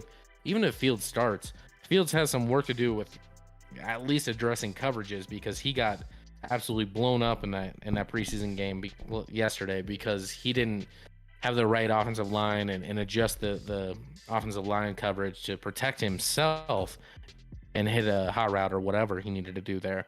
So he's going to have a learning curve. And any other Detroit Lions who are just going to be eating kneecaps but losing games. So this division is bad. I think they could win. They could go 5-1 theoretically in this division. It wouldn't shock me. Yeah. So knowing that, I'm going to take the Vikings over as well. All right, there we have it. But I'm mad at you. I'm mad at you again. Why? Because I got the best analysis on the planet right now? See? You're copying me. So much for those separating points here. I mean, here's the thing. Like, I mean, you've always had the great NFL mind, and I'm catching. Maybe I'm catching up a little bit. I think we should have done win totals prior to our division previews. Maybe. 'Cause I feel like you just listened to what I had to say and gain some knowledge there. I think you're just jumping on what I said in our division preview. Oh, what do you think, chat? Am I just being resourceful? And Yeah. there we go. Yeah, I think a little Hey. All right. Fair enough. Well, you're up here for the Washington football team. By the way, did you see? Were they? Yeah, go ahead. Did you see the names that they released were the finalists? I believe they had I don't think that was real. It wasn't real. Was that fake? Mhm. Maybe I missed the boat on if that was real or not. But I thought that it was. I think it might have been fake. I thought Bleacher Report released like eight names or something. It must have been, because I don't know. I saw like Red Hogs. I feel like they came out and I feel like maybe they did have 8. They're not releasing anything until they're down to 3, I believe. So whether that list of 8 was real or not, the Washington football team has not released anything from their capacity, and I believe they're getting down to 3 before they release anything. So, anyways, I digress. Real or not, I don't know. But the Washington football team, by the way, not at 8, 8.5. 8.5 now. Okay. All right. Adjusted. 8.5. Okay. So Washington football team, you are up first. I am up first, and even at 8.5, I'm pounding the over on this. I love the over on this. This is one of my favorite bets. I'm gonna say that despite, I don't know how your feelings were, Chris. Maybe I'm changing your mind if you weren't on board with that. But I love Washington over 8.5. You know me and Fitzmagic. I'm a Fitzmagic believer. This team won a decent amount of games to make the playoffs. I know. Listen, they weren't great last year, but they made the postseason, won the division with, I'm going to be honest, awful quarterback play. Like, not bad. Like, maybe the worst in the league quarterback play. Now they're going to have Fitzmagic. He's going to make some things happen. Is he going to make mistakes? Absolutely. But they're going to be far improved at the quarterback position.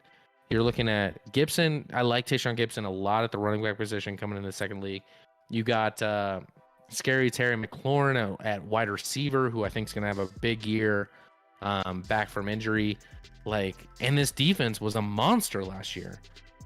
Obviously you have Chase at the number 1 overall pick, Chase Young from, what was that, 1 year or 2 years ago? I don't even remember when he was drafted. The beast from Ohio State, who has shown up and already proven to be one of the elite pass rushers in the game. This is a defense that's going to kill some people. I think this team for sure hits the over on 8.5. You know what? I love this. One of my favorite bets. You know what's weird? I was trying to talk myself out of the over. I was trying to talk myself out of it because I was thinking to myself, I was looking at some of the lines and some of the different things. They go from one of the easiest schedules in the league to one of the toughest, right? This year, they have a little bit of a tougher schedule coming in. So that's going to make an impact on their win totals.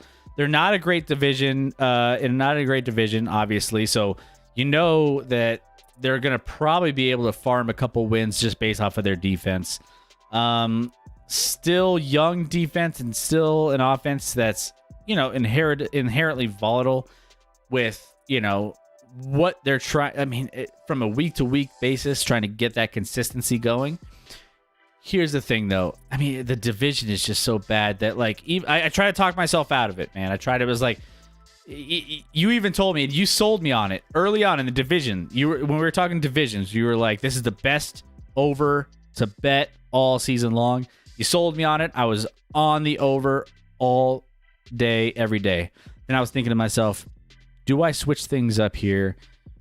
Can I find some lines that may be different? And even still, I'm like, no, 8.5 or what is it? 8.5, right? Yep. This team can get to 9 wins, man. This team can get to 9 wins at the minimum. I got it. I got to go over. As much as I tried to talk myself out of this one, couldn't do it. I couldn't do it to myself. Couldn't do it to you, Scotty. I took it, and we're flying with the over here. You could do it. No. You sold me on this more than any other team, so that's your fault, by the way. That's your fault for doing this. I knew I was doing that. Uh, And then they'll hit the under, and I'll be like, yes, I gotcha. all right. So next up, we got the Las Vegas Raiders, right? We got the Raiders here in the AFC West, our division here, Scotty. And are they still at 8? No, sir. Ooh, No, sir, they are not. Are they at 7.5? No, sir, they are not. Oh man, have they free falled? They're 7. They're 7. See, that changes things, man. Like that. I mean, 7. That's a different number than 8. That's a different number than 8. I would go. I would go under 8 all day, every day here. Raiders. They do have a decent defense. Additions at edge rusher, sure. Man, 7. You said 7? 7? Are you sure it's 7? I said it's 7, and the odds are minus 110 both ways, so it's flat. It's level. I mean, here's the thing: the Raiders have been efficient offensively. They've had oh man, this is hard. You're lucky you're not going first on this one. Okay. I mean, I think the Broncos are going to be better. I think the Chargers are going to underachieve in this one. The Raiders do find ways to win. I don't know if they get. Oh, if I had 7.5, I'd maybe even take under 7.5. Our first push. Could throw out a push.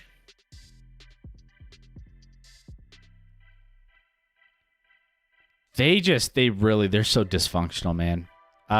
Under 7, 6.5, 6 wins.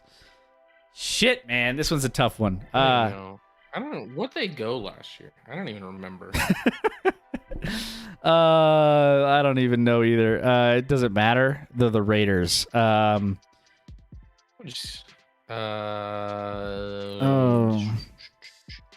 Why does this one not have 2020 on it? It's like it didn't exist.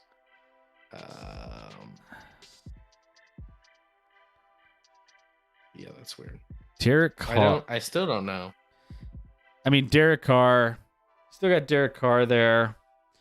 I've seen some people think over on some of these small. Oh man, I don't see the Raiders doing what they think they're gonna do. 8-8 last year. Sorry. 8-8. If this is this is a push if I've ever heard one. Do I go? You know what? It's a bad bet. It's a bad bet. It's against. It's a 1.5 though.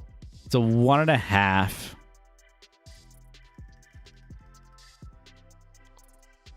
And I'm not trying to talk you into it.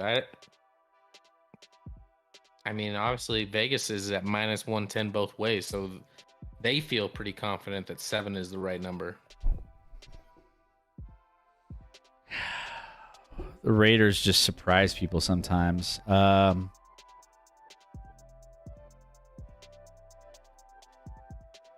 gonna hit the under, man. No, wait. The under. Wait. Chat, what should I do? Chat. Diacola, I say the under. They're the worst team in this division by far. You got the Chargers, the Broncos, and the Chiefs at the top, battling out. Las Vegas, they do play okay. Oh man, this one's so hard. Chat, It's interesting. I will say one thing. You say they're the worst team in the division by far. However, they finished second in the division last year. I know. Just saying. All right, I'm gonna do it. I'm gonna go on a limb. I'm gonna say push on the 7. I'm gonna say they're gonna get exactly 7 wins. That's what I just lock me in. I don't think they're going to be better. I don't think it's just 6 wins is so little, man. For a team they're not bad. They're the worst in the division, but they're not bad. Like this isn't the worst division in football. I mean, 6-11 is a low number. It's a low number. The under is 6-11 after going 8-8 last year. Who would have thought the hardest pick on this so far is going to be the Las Vegas Raiders? Like, I didn't know it was going to be hard. I was going to take the. You said push, right? I said push. I'm taking the under for sure. And then I said 6-11 out loud, and I'm like, are they going to be 6-11?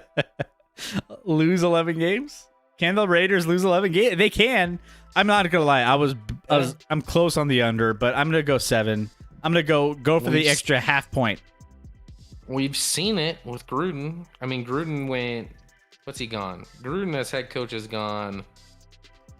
He's paid $10 million a year. He's gone 4-12, 7-9, 8-8. So he's right there. That's you average. Well, you average those 7-9, 8-8. I mean, you're 7.5 right there, or whatever it is. Math. I'm taking the under. Listen, the odds for them to win the division are wildly crazy. Like, they're a distant last in the division, even after finishing second with odds. And that tells me something. 7 is a low number based off of the fact they won 8 with one fewer game last year. But they lost some O-linemen. Carr, when he gets pressured, is garbage. I think that O-line is going to struggle a little bit now, and he's going to get pressured, and he's not going to be good and not have the time. And that defense is a dumpster fire still, in my opinion. So, yeah, I'm taking the under. All right, so I have a little bit of an edge here in our bet with a little half point. I need them to finish with exactly 7 wins. It's pinpointing. It's a bad bet, but we're going to go with it, chat. Let me know if I made a bad decision. Diacola says under. She agrees with you, Scotty. So we'll see what happens. Appreciate it. There we go. Next up, we have the Cardinals. Again, we're finishing out the NFC West. It's a tough division. You're up first on the Arizona Cardinals. Let me make sure. I'm pretty sure it's still at 8, but let me Yeah, double check. yeah, That's what I have on my spreadsheet, but double check that one. 8.5, maybe. Here's what's weird. No, here's what's weird. FanDuel does not have the Arizona Cardinals posted. This was my only team. So I went with 8 because that's what I saw otherwise. So we're gonna just roll with 8, I guess. But for some reason, and I have no idea why, FanDuel has every other team listed on the win total except for the Arizona Cardinals. That's weird. Right? So I have the Cardinals first. Yep. We're just gonna roll with this 8 number here. And you see those odds there, and I'm gonna take an upset here. I'm taking the under. Taking the under on 8. Come on, man. I don't believe in Cliff Kingsbury as a coach. Listen, they played the Chiefs 2 nights ago with their starting unit. They did not. I think they had their starting offense in at least 3 drives, if not 4. Did not pick up a first down and had 0 total yards over those drives. So got dominated by a Chiefs defense that, like, I think it could be good, but not to the level where they're just overcoming and just absolutely dominating teams. This defense will be fine. I think Isaiah Simmons, Zaven Collins at the linebacker spot's going to be really good that they draft in the first round. So they're going to be fine. And the Buda Baker on the back end at safety. But I don't know. Like we've talked about that division. It's the toughest division in football. And this team just feels like a team that isn't there yet and needs a new coach. Honestly, they need a new coach. So before they get that coach, I'm taking the under.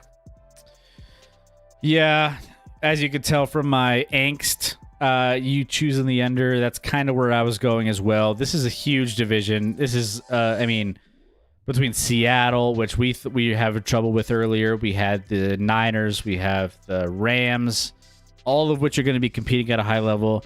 You still have, a nice young team building in Arizona.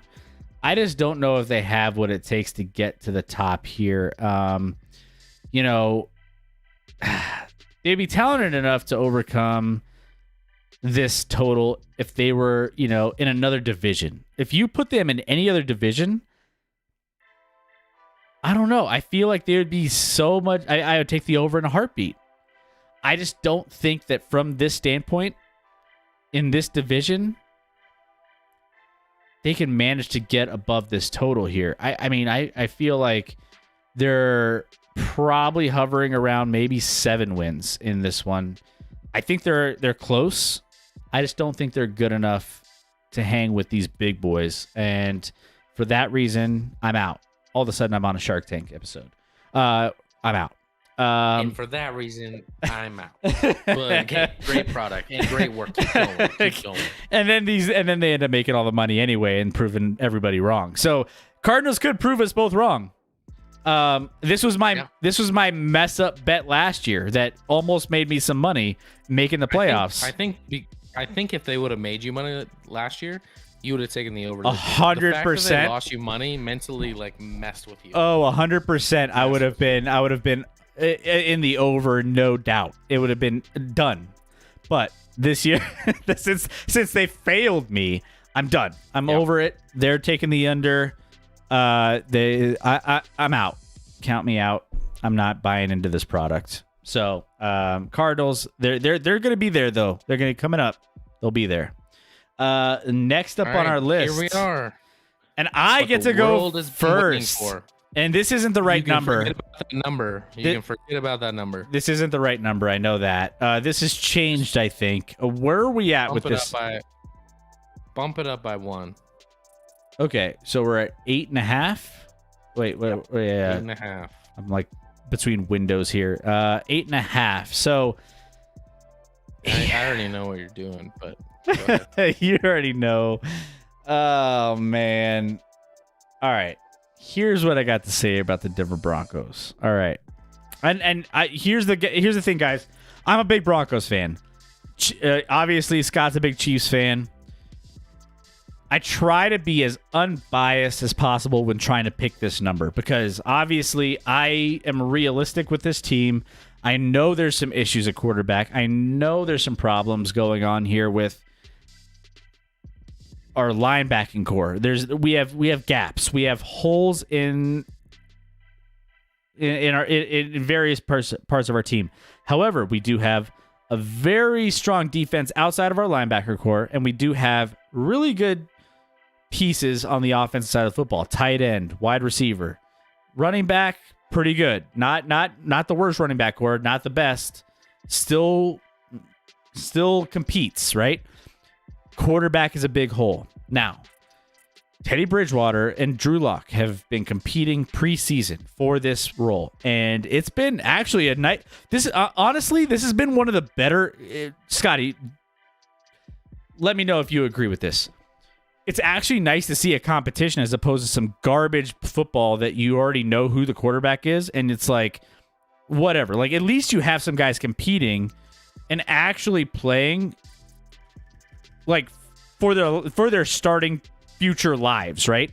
You got Teddy Bridgewater, who's trying to make a name for himself in the middle of his like career as an NFL player, trying to be something big, and you have a young quarterback who's trying to be that one guy that really can accelerate his career from a young age and be the young talented player. Like, you actually have guys trying in preseason.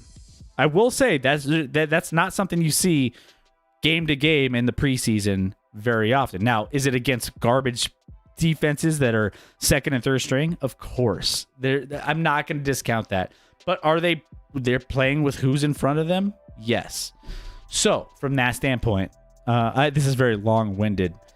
I do think there's your Broncos. Go ahead. There's a game manager on this team, and I feel like either you go with Drew Lock, who's not proven. I wouldn't say proven. That's a little bit of a stretch. He's doing some of the good things. I've seen some flashes of him doing some good things. And Teddy Bridgewater, who's, as to your point earlier, potentially to reports, could have the starting position locked up. Who knows? So, either way, whoever comes out of this one, I feel like you're going to have average quarterback play. With all that being said, average quarterback play. No. You disagree. I think we'll be all right. if you have average quarterback play with an above average defense and you have a decent offense and weapons to throw to, here's my thing. I got long-winded. I'm going over. I'm taking the over, but it's just barely over the over. Broncos have a very interesting team. A lot of people are counting them out. I do think they're going to challenge the Chargers for number 2 in this division. You even mentioned this as well, because we don't know what the Chargers are going to be.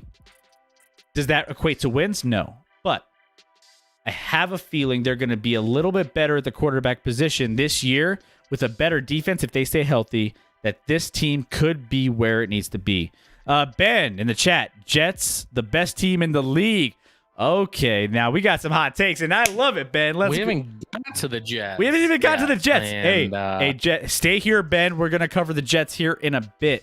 Don't go anywhere. I'll give you a spoiler. I love Robert Saleh. I love their new head coach. Love the Jets head coach. But we'll talk about that more. I like some things about the Jets, but best team in the league, you'd have to eliminate about 25 teams. No offense, but we'll get there. And I appreciate your enthusiasm. Hey, I was heartbroken actually. The worst thing was Carl Lawson, their big free agent defensive end signing. He was being a beast in camp. All signs are pointing to him being a stud, and he tore his Achilles in camp this week, and that sucked to see, honestly. All right, so back to the Broncos. Long story short, I'm going the over. Yes, yeah, that was you took a long story short at the end, but it was a long story for sure. I'm trying to sell people on the Broncos being better than they should be. Which is what everyone in Denver is trying to do right now, is sell me on why the Broncos are going to be so good. For a Chiefs fan's rose-eyed glasses. Here's what's wild. You look at your screen right there where they're at 7.5. They're at 7.5, and the under is -125. So literally right there, the under is like they're actually closer to 7 than they are 8. Don't trust it. And now it's jumped up to 8.5. Based off of what? Based off of 2 preseason games? Based off of they made some moves on defense. They made some moves on defense. And we don't know when this number was from, but yeah. And their offensive weapons, they're not bad. You can't say their offensive weapons are bad. No, I'm not gonna say that. I still don't fully believe in the offensive line. I think Teddy's gonna get the job. And I think that's a poor choice, actually. I think Teddy's gonna win it. If I were a Broncos fan and if I were willing to see who wins the job, I would give it to Locke, because at this point in their careers, you know what Teddy is. Teddy got signed a big contract with Carolina last year, and a year later, they dealt him. It only took a season. Minnesota drafted him in the first round. They moved on from him. New Orleans, he went 5-0 with New Orleans, and they knew they had an expiring Drew Brees, and they let him move on. Like everywhere he's been, he's moved on. So the fact that you have a quarterback battle with a guy that no one's wanted everywhere he's been, and Drew Lock, I'd at least go with Drew Lock, who has a youth and maybe can I think I know what Drew Lock is, but maybe he could shock us, pull a Josh Allen out of his hat a little bit, even though he hasn't even been Josh Allen. But Josh Allen, I would say that people argue that, but there's a stat, and I forget what it was, that Josh Allen's move and what he did this past year doesn't occur ever in the league. It's like 1 in a million, literally. Anyway, you said that they're going to have average quarterback play. No, they're not. They're going to be below average with either guy. That's why it's a quarterback battle. You said it was interesting. I disagree. I'd rather have a quarterback battle between a first round rookie and an experienced vet that may be on the end of his career. That's more interesting to me than 2, in my mind, clearly below average quarterbacks. The defense, I think the secondary can be really, really good. The linebacking core, I'm worried about. The defensive line should be good, but maybe not to the extent that they're first of all, they're thin. If Miller and Chubb go down, they're in trouble, and we don't know what Miller's going to be. Chubb kind of underachieved last year, so it'll be interesting in that respect. Broncos will compete this year with something to prove. Diacole in the chat, don't be a father, Scott, and then change it to fatter? Does it say fatter? Well, it's too late. You're already a I don't know what father. fatter is. I am a father. It's way three. Way three, too so late. It's too late for that. As far as a fatter. Well, here. I think she's trying to say hater, maybe hater. Hater, yeah. Listen, on principle, I'm going under. All right, we spent way too much time on the Broncos. I think you might be right. But But I'm going under because I can't do it. You can't bear to give it. But you got Bears right off the bat here. Chicago Bears coming up. We still got to get to Ben's Jets here soon. By the way, Ben, does that mean you're a Mets fan too? Are you? Let us know where you're from. We like to get a little tab on where people are from in our chat because we like to see where we like span out. We got Vikings fans. We got all sorts of fans all over the country. So let us know so we can give you some fun love here when it comes to your favorite teams and where you're from. All right. So I digress. Bears, where do you got them? Are they at 7.5 here? Bears. They are at 7.5 right now as we speak. Bears are a tough team to project because you don't know. I know Andy Dalton's starting week 1 against the Rams. Nagy has said that. I've also seen odds that Nagy is the leading odds to be the first head coach fired this year. But then you have Justin Fields, and it seems like I'm not sure Justin Fields is that good yet. Like, I think he's gonna be good, but he has to figure out some things, as I think I mentioned before. And so I don't know if that equals wins with him, even if he was the starter. I'm taking the under. I'm taking the under on Bears at 7.5. I just don't think this team has a lot to offer. They have like one weapon on offense with Allen Robinson. Otherwise, I don't feel like there's a lot of pieces there. I don't trust the offensive line. The running back with Montgomery's fine, but not spectacular. Defense is okay. I'm taking the under. I don't like this team. I have a really good Bears buddy who, he loves all Chicago sports, loves them all. And he's always let down. And I talk to him every year. I'm like, man, I thought this was the year. Nope. I thought this was the year. Nope. It's always the same story with the Bears. And your story with, or the little line with the coach, maybe not necessarily being at the top of the odds for keeping his job. Oh, there's the new chime. There we go. We got a follower. I didn't even hear it. Little Danny DFS. We are 1 away from 50, guys. Let's go. Little Danny DFS. Appreciate that follow, Lil Danny. Appreciate it. Thanks for the love. Hey, chime in. We love to hear your voice too.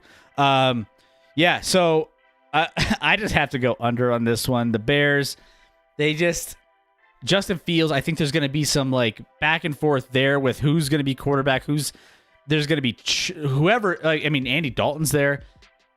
They're already like booing him and like trying to get him out of there. Like, it's not a good situation. There's distractions. I can't see this team being above team here when it comes to the aspects of them hitting this over. So I'm going to say no. Bears don't get there. I go the under here. All right. The Carolina Panthers are next up on our list here. Stayed at 7.5. What's that? Still at 7.5? Still at 7.5. Okay. So, oh man. All right.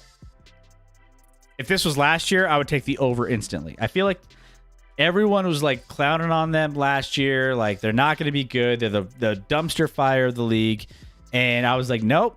This team can get some wins in. They feel like they can make some moves here, and they weren't bad last year. They weren't bad. Now they do have to figure out some things here when it comes to Sam Darnold and whether or not he can be good. There's a poor. Well, we don't know what their offensive line is going to be. They're trying to mend it a little bit more and more. Now Sam Darnold does have more to work with here, and so. This one's a tough one for me because we're at 7.5 in a division that you have the Atlanta Falcons battling down there. They're actually projected around the same win total. And I told everybody on the last show they would surpass the Falcons this year in the division as like kind of a semi-hot take. I agree that that's going to happen. If it's the Carolina Panthers winning more games, and they're both around 7.5. I'll take the over on Carolina Panthers. I'm going to take the over here on 7.5. I already wrote mine in, so that's cool. I'm gonna agree with you. I hate agreeing with you. You hate it. You hate it. Yeah, it's what you do, right? It's not fun. Listen, McCaffrey was out a lot, obviously a bulk of last year. Does McCaffrey alone win games? No. I think they're gonna upgrade. I think they feel like they upgraded the quarterback position from Teddy to Darnold this year. He might take some time, but like behind this team, like he got out of the. No offense to Ben, but the Jets were a little, especially under the previous coaching staff, that was just kind of a dumpster fire. Hopefully they correct themselves this year with the Jets, but I think Darnold moving on, he obviously has talent. He was the number, 2 or 3 overall with the Jets? Yep. In the draft in the year he was taken. Clearly he has some skills. They have some pieces of wide receiver. They added Terrace Marshall actually in the draft from LSU, who's been a stud in preseason. I like this team. I think this team, I like their coach. I like Matt Rule, coming out of college, first year out of Baylor last year in the NFL, competed for a while, and then they kind of just lost their way a little bit towards the end of the year, but didn't have a ton to compete for. I think this team gets over 7.5, and I'm with you, unfortunately. You disagreed on the Bronx. What? No, did you take? No. Broncos. I did. Yeah. I did on just on. I had to. Even if I don't disagree mentally, I had to. I can't bet on the Broncos ever. Can't do it. All right. Well, next up we got the Eagles. Man, I'm so glad that chime worked, by the way. That new sound effect. Thank you so much for helping me test that out, little Danny. Appreciate it. Oh man, we just won away. Let's hit one more follower, guys. Let's do it. We have the Eagles coming up. Where's our yes, sir. Where's our boy when we need him? They've gone down to 6.5, by the way. So oof. Our boy who loves the Eagles, they've dropped from 7 to 6.5. Man, it's how the tides have changed. All right, so 6.5. I'm up first, right? Yep, you're up first on this one.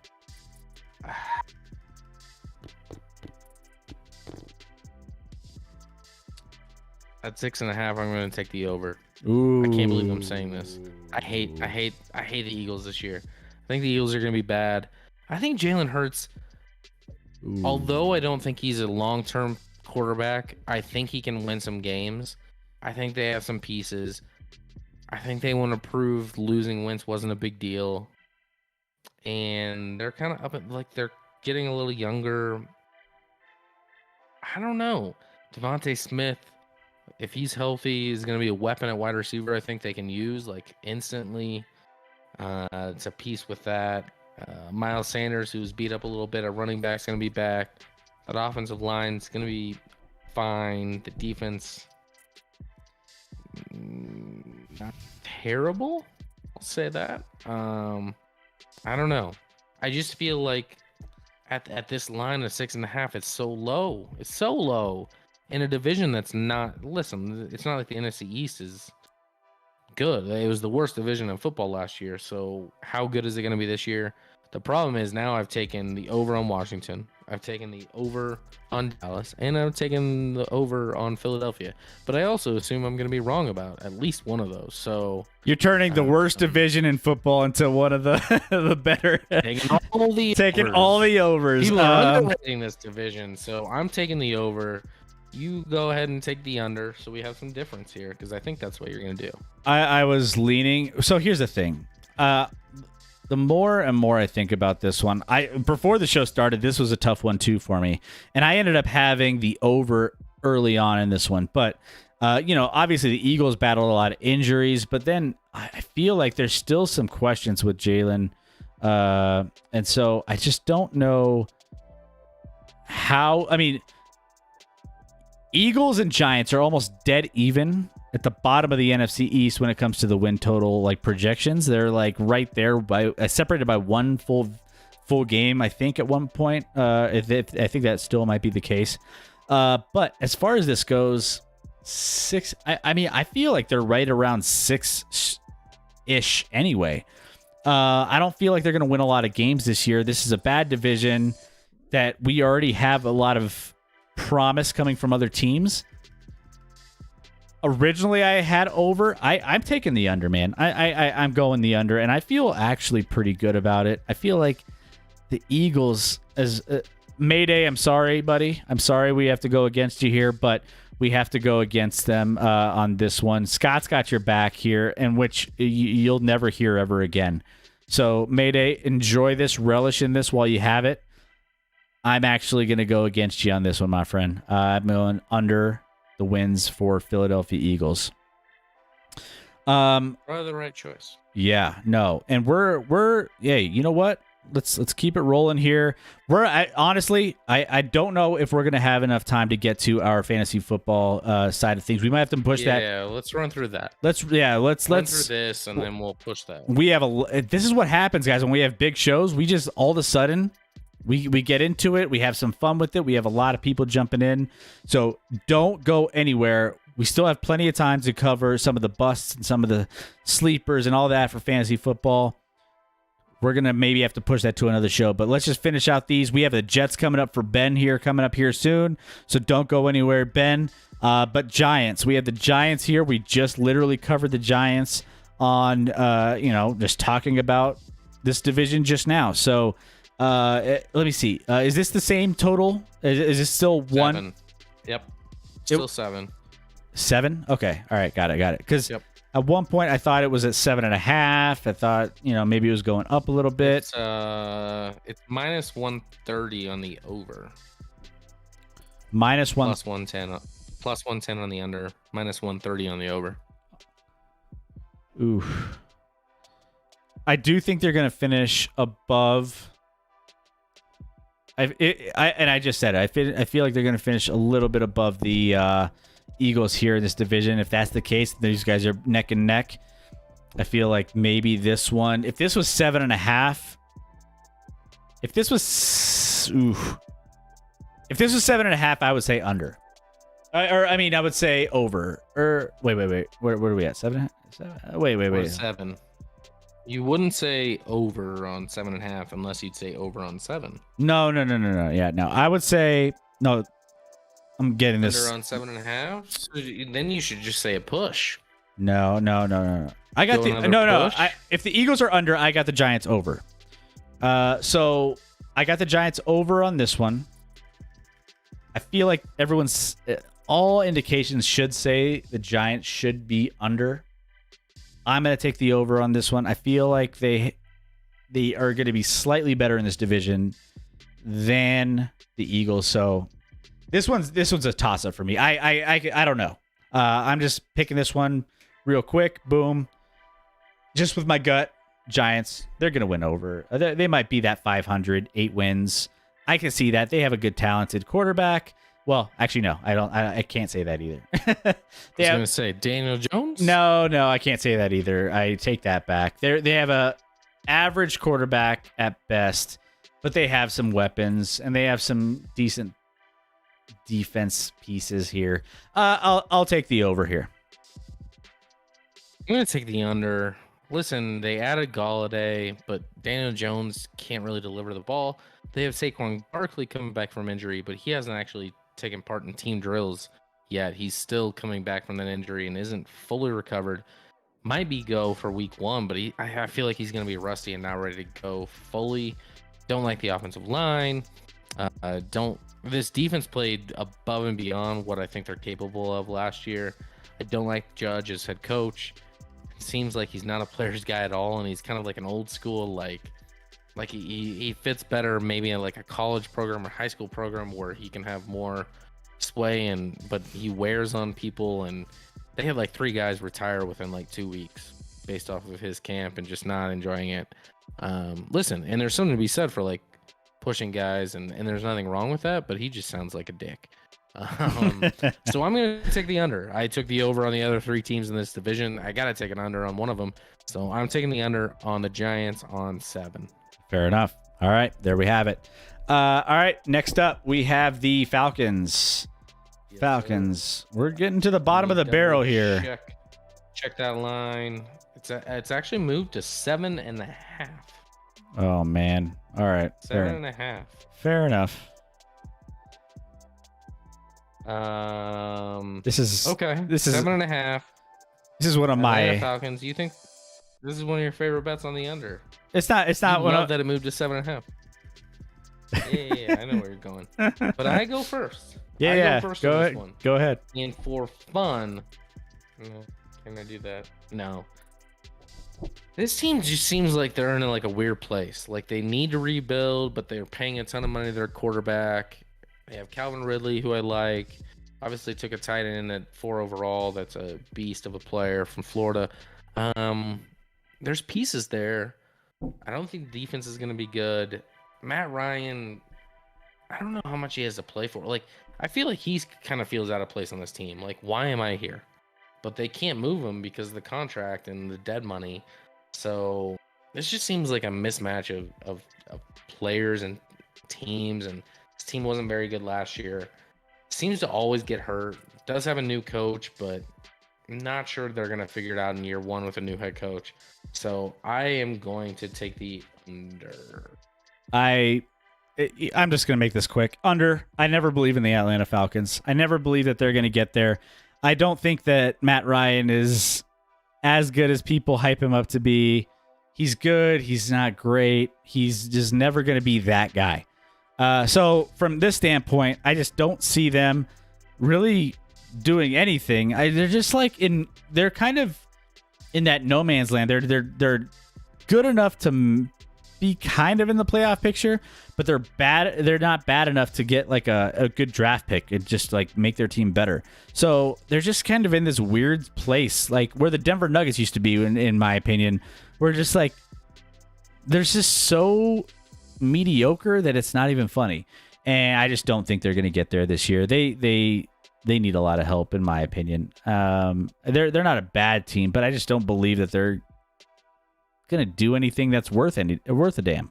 So, and every fan there goes there into the stadium to go to their Chick-fil-A spot in the stadium, and it's closed on Sundays. It's devastating. It's devastating. It's one of the worst decisions. Whoever made that contract deal totally choked. Just want some Chick-fil-A. Just want some Chick. You know? I mean, really, seriously.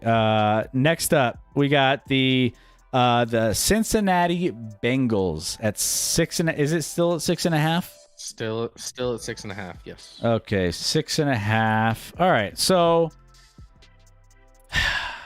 I would take the push here. Would you? I'll let you do it then. I'll let you do it because good luck getting that half point. 6.5 for the Cincinnati Bengals. I'm gonna go under on this one. I almost said over. I'm gonna go under on this one. Now, training camp reports look like things are coming back with Joe Burrow, but he's still, I don't know. There's some little hesitations and struggles that have been kind of popping up. Is he going to be good in the long term? I think so. I just think that, the upside isn't going to happen for another couple of years. So they're still going to be at the bottom of this division. You still have teams ahead of them. We already picked the over on Pittsburgh. We had the over on Baltimore. Cleveland's going to be good this year as well. So I just don't know if Cincinnati can compete to the highest ability in this division. So when it comes to this one, this is another rebuilding year. They're going to get another good draft pick and they'll be on to the next thing. So I think I got the under. 6.5 is what where it's at. So yeah, we'll go with that. It's weird. I like Burrow. I do too. I like him. Jamar Chase. I don't know if you saw the preseason game yesterday. I believe man can't catch a ball right now. Just drop after drop, and then I see in practice they're showing drops. This is the guy you took, high in the first round. And he's not catching balls right now. I don't know if it's a confidence thing. I feel like reports were with Burrow that he wasn't fully confident with his knee yet. I worry about this team. They're the Bengals. Listen, defensively, they lost their third-round pick, Joseph Asai, who was a stud so far in camp and in the preseason game. 5 pressures and 1 sack, I think, in over 2 games. And he is now out for season as well out of Texas. He was supposed to replace Carl Lawson, who ironically moved on to the Jets and tore his Achilles. So all these guys are just cursed apparently. But I don't know. I know it's the Bengals, so it's easy to go under when you talk about Bengals, but I gotta do it. Like you said, you got the Ravens, Browns, and Steelers there. That's 6 games that they're gonna be likely underdogs in all 6 of those. Maybe favorites at home against the Steelers, maybe, but otherwise underdogs. So that's tough to climb out of. Yep. Next up, we got Jets. Ben, 1919, if you're still in the chat, we're talking some Jets. What do you got here for the New York Jets? We have them here, I think, they were at 6. I don't know if they're still there or not. They are at 6. All right. Sir. Ooh, the New York Football Jets. Hate the Carl Lawson injury. I think Elijah Moore is someone who slept on at wide receiver, a guy that hasn't played in the preseason yet, but going to be their best weapon, actually, wide receiver. I like Zach Wilson a lot. I think he's played well so far in the preseason. He showed some poise, had some ability. And listen, I always forget who their coach was last year.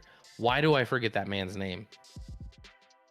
But losing him equals about Adam Gase. Adam Gase. Losing Adam Gase, it doesn't even matter who the next coach is. I think you pick up about 4 wins. I don't know if I believe this myself when I say it, but the Jets have burned me before.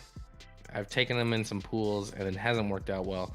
But I'm gonna take the over on the Jets. Ben also has the over, obviously. Ben, Yes, 1919 in the chat. Over, Ben. We're on the same page. Let's go. Zach Wilson all day. Here's the thing. What's the thing? You've talked up Robert Salah, coach, coming in, changing the culture. Yeah. Biggest, obviously the biggest, I feel like one of the biggest off-season coaching hires of the NFL. I think that was one of the biggest gaps filled. And you put together a team that I feel like, has a little bit of talent there. There's some upside. There's a new coach, quarterback still, coming up. You coach him up a little bit, see what he could give you. There are some holes in the roster, but I mean, I think this might be a turnaround year. I also think we didn't talk about this. I was going to pick the over for this team. Jets in the over 6. I think they can get to 7 this year, man. I really do. I think this could be the year the Jets turn it around, and this could be the time. Ben, this is your year, my friend. Get to 7. Adam Gase wasn't he was certainly a crackhead. I don't think there's any questioning that. Adam Gase might be watching us right now, and he's like, "Yeah, I'm a crackhead. Woo! I'm actually Ben, right there's now, the follow. See, there. We just had to go. Thank you, sir. And Ben, you are our 50th follower, my friend. You are gonna hold a special place in our heart, Ben. Appreciate it. And hey, we have finally hit 50. Thank you so much. We are there, Oh man, what a night! What a night! Let's go. And the night that we picked the Jets to get the over. All we had to do was both pick the over for Ben to give us a follow. Yeah, we're gonna be on the Jets all year. What's weird is, and I don't know if you've experienced this, and this is a little not off topic, but all the hype with these rookie quarterbacks, everything that seems to be talking about is surrounding Trey Lance and Justin Fields. And people are just like all of a sudden sleeping on obviously Lawrence, Wilson, and Zach Wilson. And I'm just like, do we forget they went 1 and 2 in the draft? Like, I don't know why people are. And what's weird is actually I saw Daniel Jeremiah. He posted a tweet yesterday, and he's like, like with a highlight from Zach Wilson from yesterday. And he's like, oh, he looks, this is a good sign. He looks really poised in the pocket. He's doing this and that. And someone responded and was like, you you're such a blah blah blah blah blah. He's gonna be or like you jump to conclusions and you're already anointing him. He's gonna be a bust. And Daniel like replied, he's like, since when is me just saying a guy's poised a little bit, and you saying he's already gonna be a bust after 2 preseason games? Not I'm the one that's jumping to conclusions. And I was just like, because I mean, if you remember going in the draft, like I like Zach Wilson the most. Oh, absolutely. Of all the quarterbacks. Oh, 100%. Zach Wilson, we felt like, man, what a talent you can get on your team if you can pull him. Oh man, like we were all over Wilson in the draft. I think he's exciting, and he's played pretty well in these first 2. So we'll see what happens. And he clearly, outside of all these other guys, he's the only one who's got the job. Even Lawrence hasn't been given a job. Yep. I think Urban's being an idiot, but the other 2, Fields and Lance, won't start week 1. That's not going to happen. So do your thing, Zach Wilson. Let's go. Let's go. Hey, Ben. Hey, big year ahead. All right, Jags coming up next. Yes, I am up here. All right, so Jacksonville Jaguars rookie quarterback, obviously Trevor Lawrence coming in. Hasn't been named the starter, but most likely should be. As far this is interesting. It's moved to 6.5. Yeah, and so, which is weird. Like that's a strange trend for me, which means they're saying the Jags might be a little bit better than people think. So, defense, has, gotten a little bit better, I would think. 6.5 though. Trevor Lawrence coming in, managing a game. You got Urban Meyer. Oh man. So this is, and I think it's still even money around 6.5, correct? Yeah. So, it's plus 105 for the over. Man. Minus 125. So pretty close to even money. The shit teams give us the hardest time here, man. 6.5. I think they win 6 games. I think I go under here. Barely. I don't feel great about it though. It's a coin flip for me. I don't know if I love it. I think they win 6, and that's it. Keep it simple. Yeah, I don't. Maybe it's 6. 6 feels right. 6.5 seems weird. Why did they get bumped? Trevor Lawrence is like, I think he's gonna take time. Like, Andrew Luck wasn't just a baller right off the start, and he's like a similar guy to Andrew Luck he's like too refined, but doesn't make a ton of plays off script or like make crazy things, which when you're playing on a bad team, you kind of have to do in order to like make things happen. So within this realm, I know it's not a great division, especially with the Texans, where they might be able to beat the Texans two times and get 2 wins right there. But I don't know. This team, I'm not an Urban Meyer guy. Maybe I'm just hating on him because I don't think he did it the right way at Ohio State. There's some things under the radar that most people maybe haven't heard, that he just doesn't seem like a stand-up guy like you'd think he'd be. And so maybe for that I'm hating, but I am taking the under on the Jaguars, and I hope Urban Meyer bust. Not Trevor Lawrence. I have nothing against Trevor Lawrence, but I hope Urban Meyer fails in the league. Hey, there you go. There you have it. I mean, yeah, I just don't see him getting there. 2 left. Texans, you are up on the Can we just say under on both of these? The last 2. I mean, I don't really see. We probably could. I hate both these teams. I'm gonna Texans quarterback play is gonna be awful. Defense is gonna be awful. Head coach, they basically just hired a guy that's like a walking like it guy doesn't that it doesn't fit. Can get shit on, and No. he does it. Coley's not a leader of men. This team has nothing to play for. They have a cloud hanging over them with Deshaun Watson. I am going under there, and then Dan Campbell, disaster hire in Detroit, in my opinion. Don't let him hear you say that. He's gonna scheme up things. He might eat your kneecaps. He might eat your kneecaps. I wouldn't tell that to him. If I met him in person, I'd be like, such an honor, sir. And congratulations on getting that head coaching gig. a podcast that I know he's not watching, I'm gonna say, yeah, Detroit, you hired a guy that like cannot. He's not a head coach. He can be a passionate rah guy, and he can have like all the energy in the world, but schematically, like, can you see Dan Campbell going in at halftime of a game that's a tight game and being like, all right, here are the adjustments we need to make? No, he's just going to be like, we haven't eaten enough kneecaps in the first half.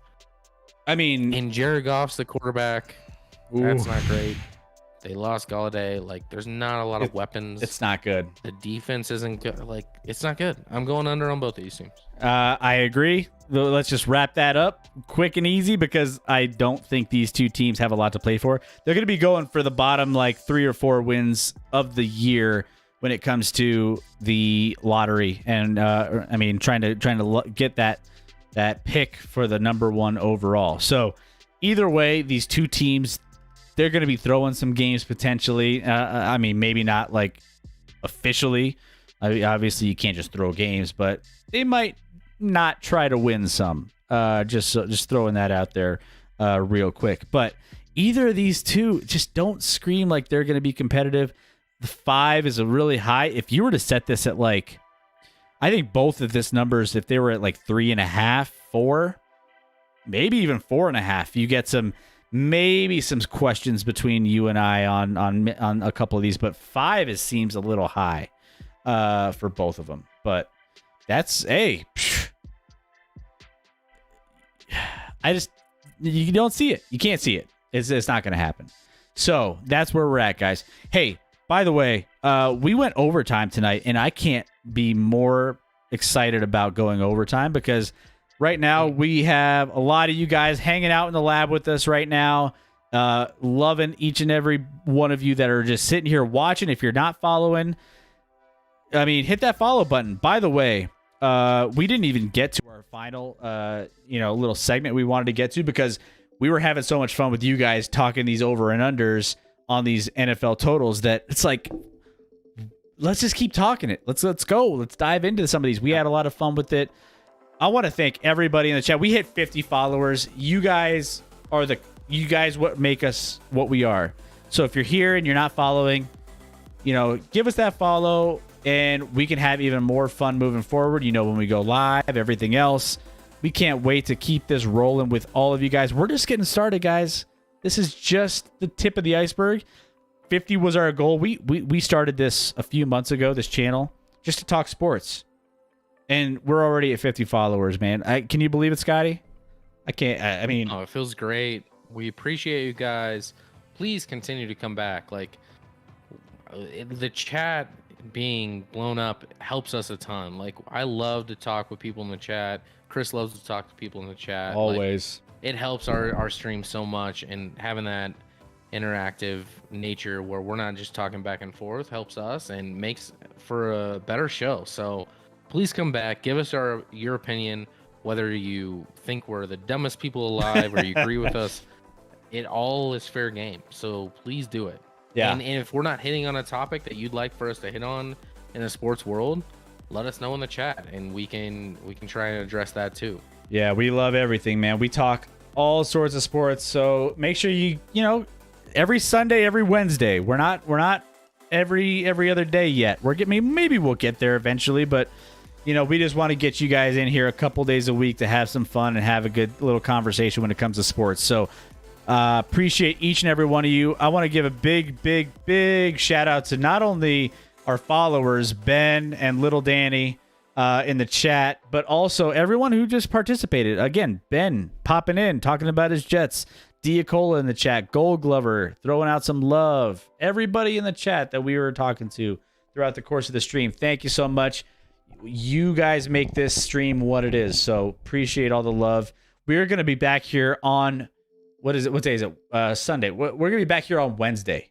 Wednesday. We're going to be talking all of this. I mean, the stuff we didn't cover tonight. We got some news rundown. We're going to be talking top stories. We're going to be talking some water cooler. We're going to be doing some potential. How are we going to fit in our big college special? Man, we got so much, man. Might have to It might have to be Sunday. We pushed a fantasy football thing tonight with a wheel and different topics involving, bust or biggest sleepers in fantasy football.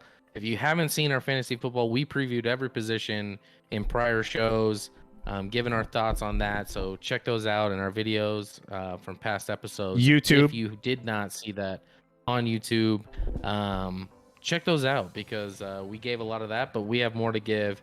We're going to have a little fun with some fantasy football coming up still. Absolutely. All right, guys, we've had you long enough here. We know you have to get ready for your Monday morning. We have to get ready for our Monday morning, so we're going to let you go. But, hey, we hit our follower goal. We're hit 50. There's no better way to hit a Monday than where we're at right now. So love each and every one of you. See you back here in the lab on Wednesday. Make sure your notifications are turned on so you know when we go live. And we love you each and every. What is your YouTube? So we are Action Lab. Here, let me try to throw it in the chat for you here real quick before we jump off. Give me 1 second here. And Scotty, give them a little preview on what we have coming up here when it comes to our college football while I pull this up.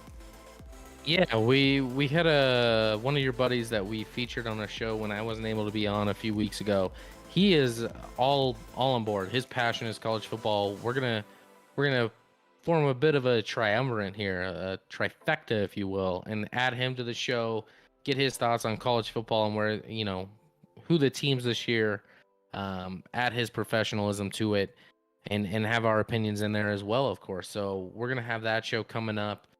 Because we haven't really addressed the college football season too much so far, as far as predictions and stuff like that. So I know people probably, assume it's going to be the same old, but with the same teams in there. But yeah, no, it's going to be exciting to cover that and get some outside perspective from a guy who's been on the show before and did a good job with it. So I'm excited to get him on and have all three of us on at the same time. We haven't done that before. All right, here we go. I'm going to throw this in the chat here for you. There you go, Ben. You can click on that link right there in the chat and follow that over to our YouTube social media for any of our videos that we've had in the past. Check out all of our just fantasy football. You could skip through as much as you need. I'm trying to cut those up a little bit, so I'll try to maybe do that here in the next week or so. So we'll see what that looks like. But thank you guys so much again for being a part of the stream. We will see you back here on Wednesday. We love each and every one of you. Have a great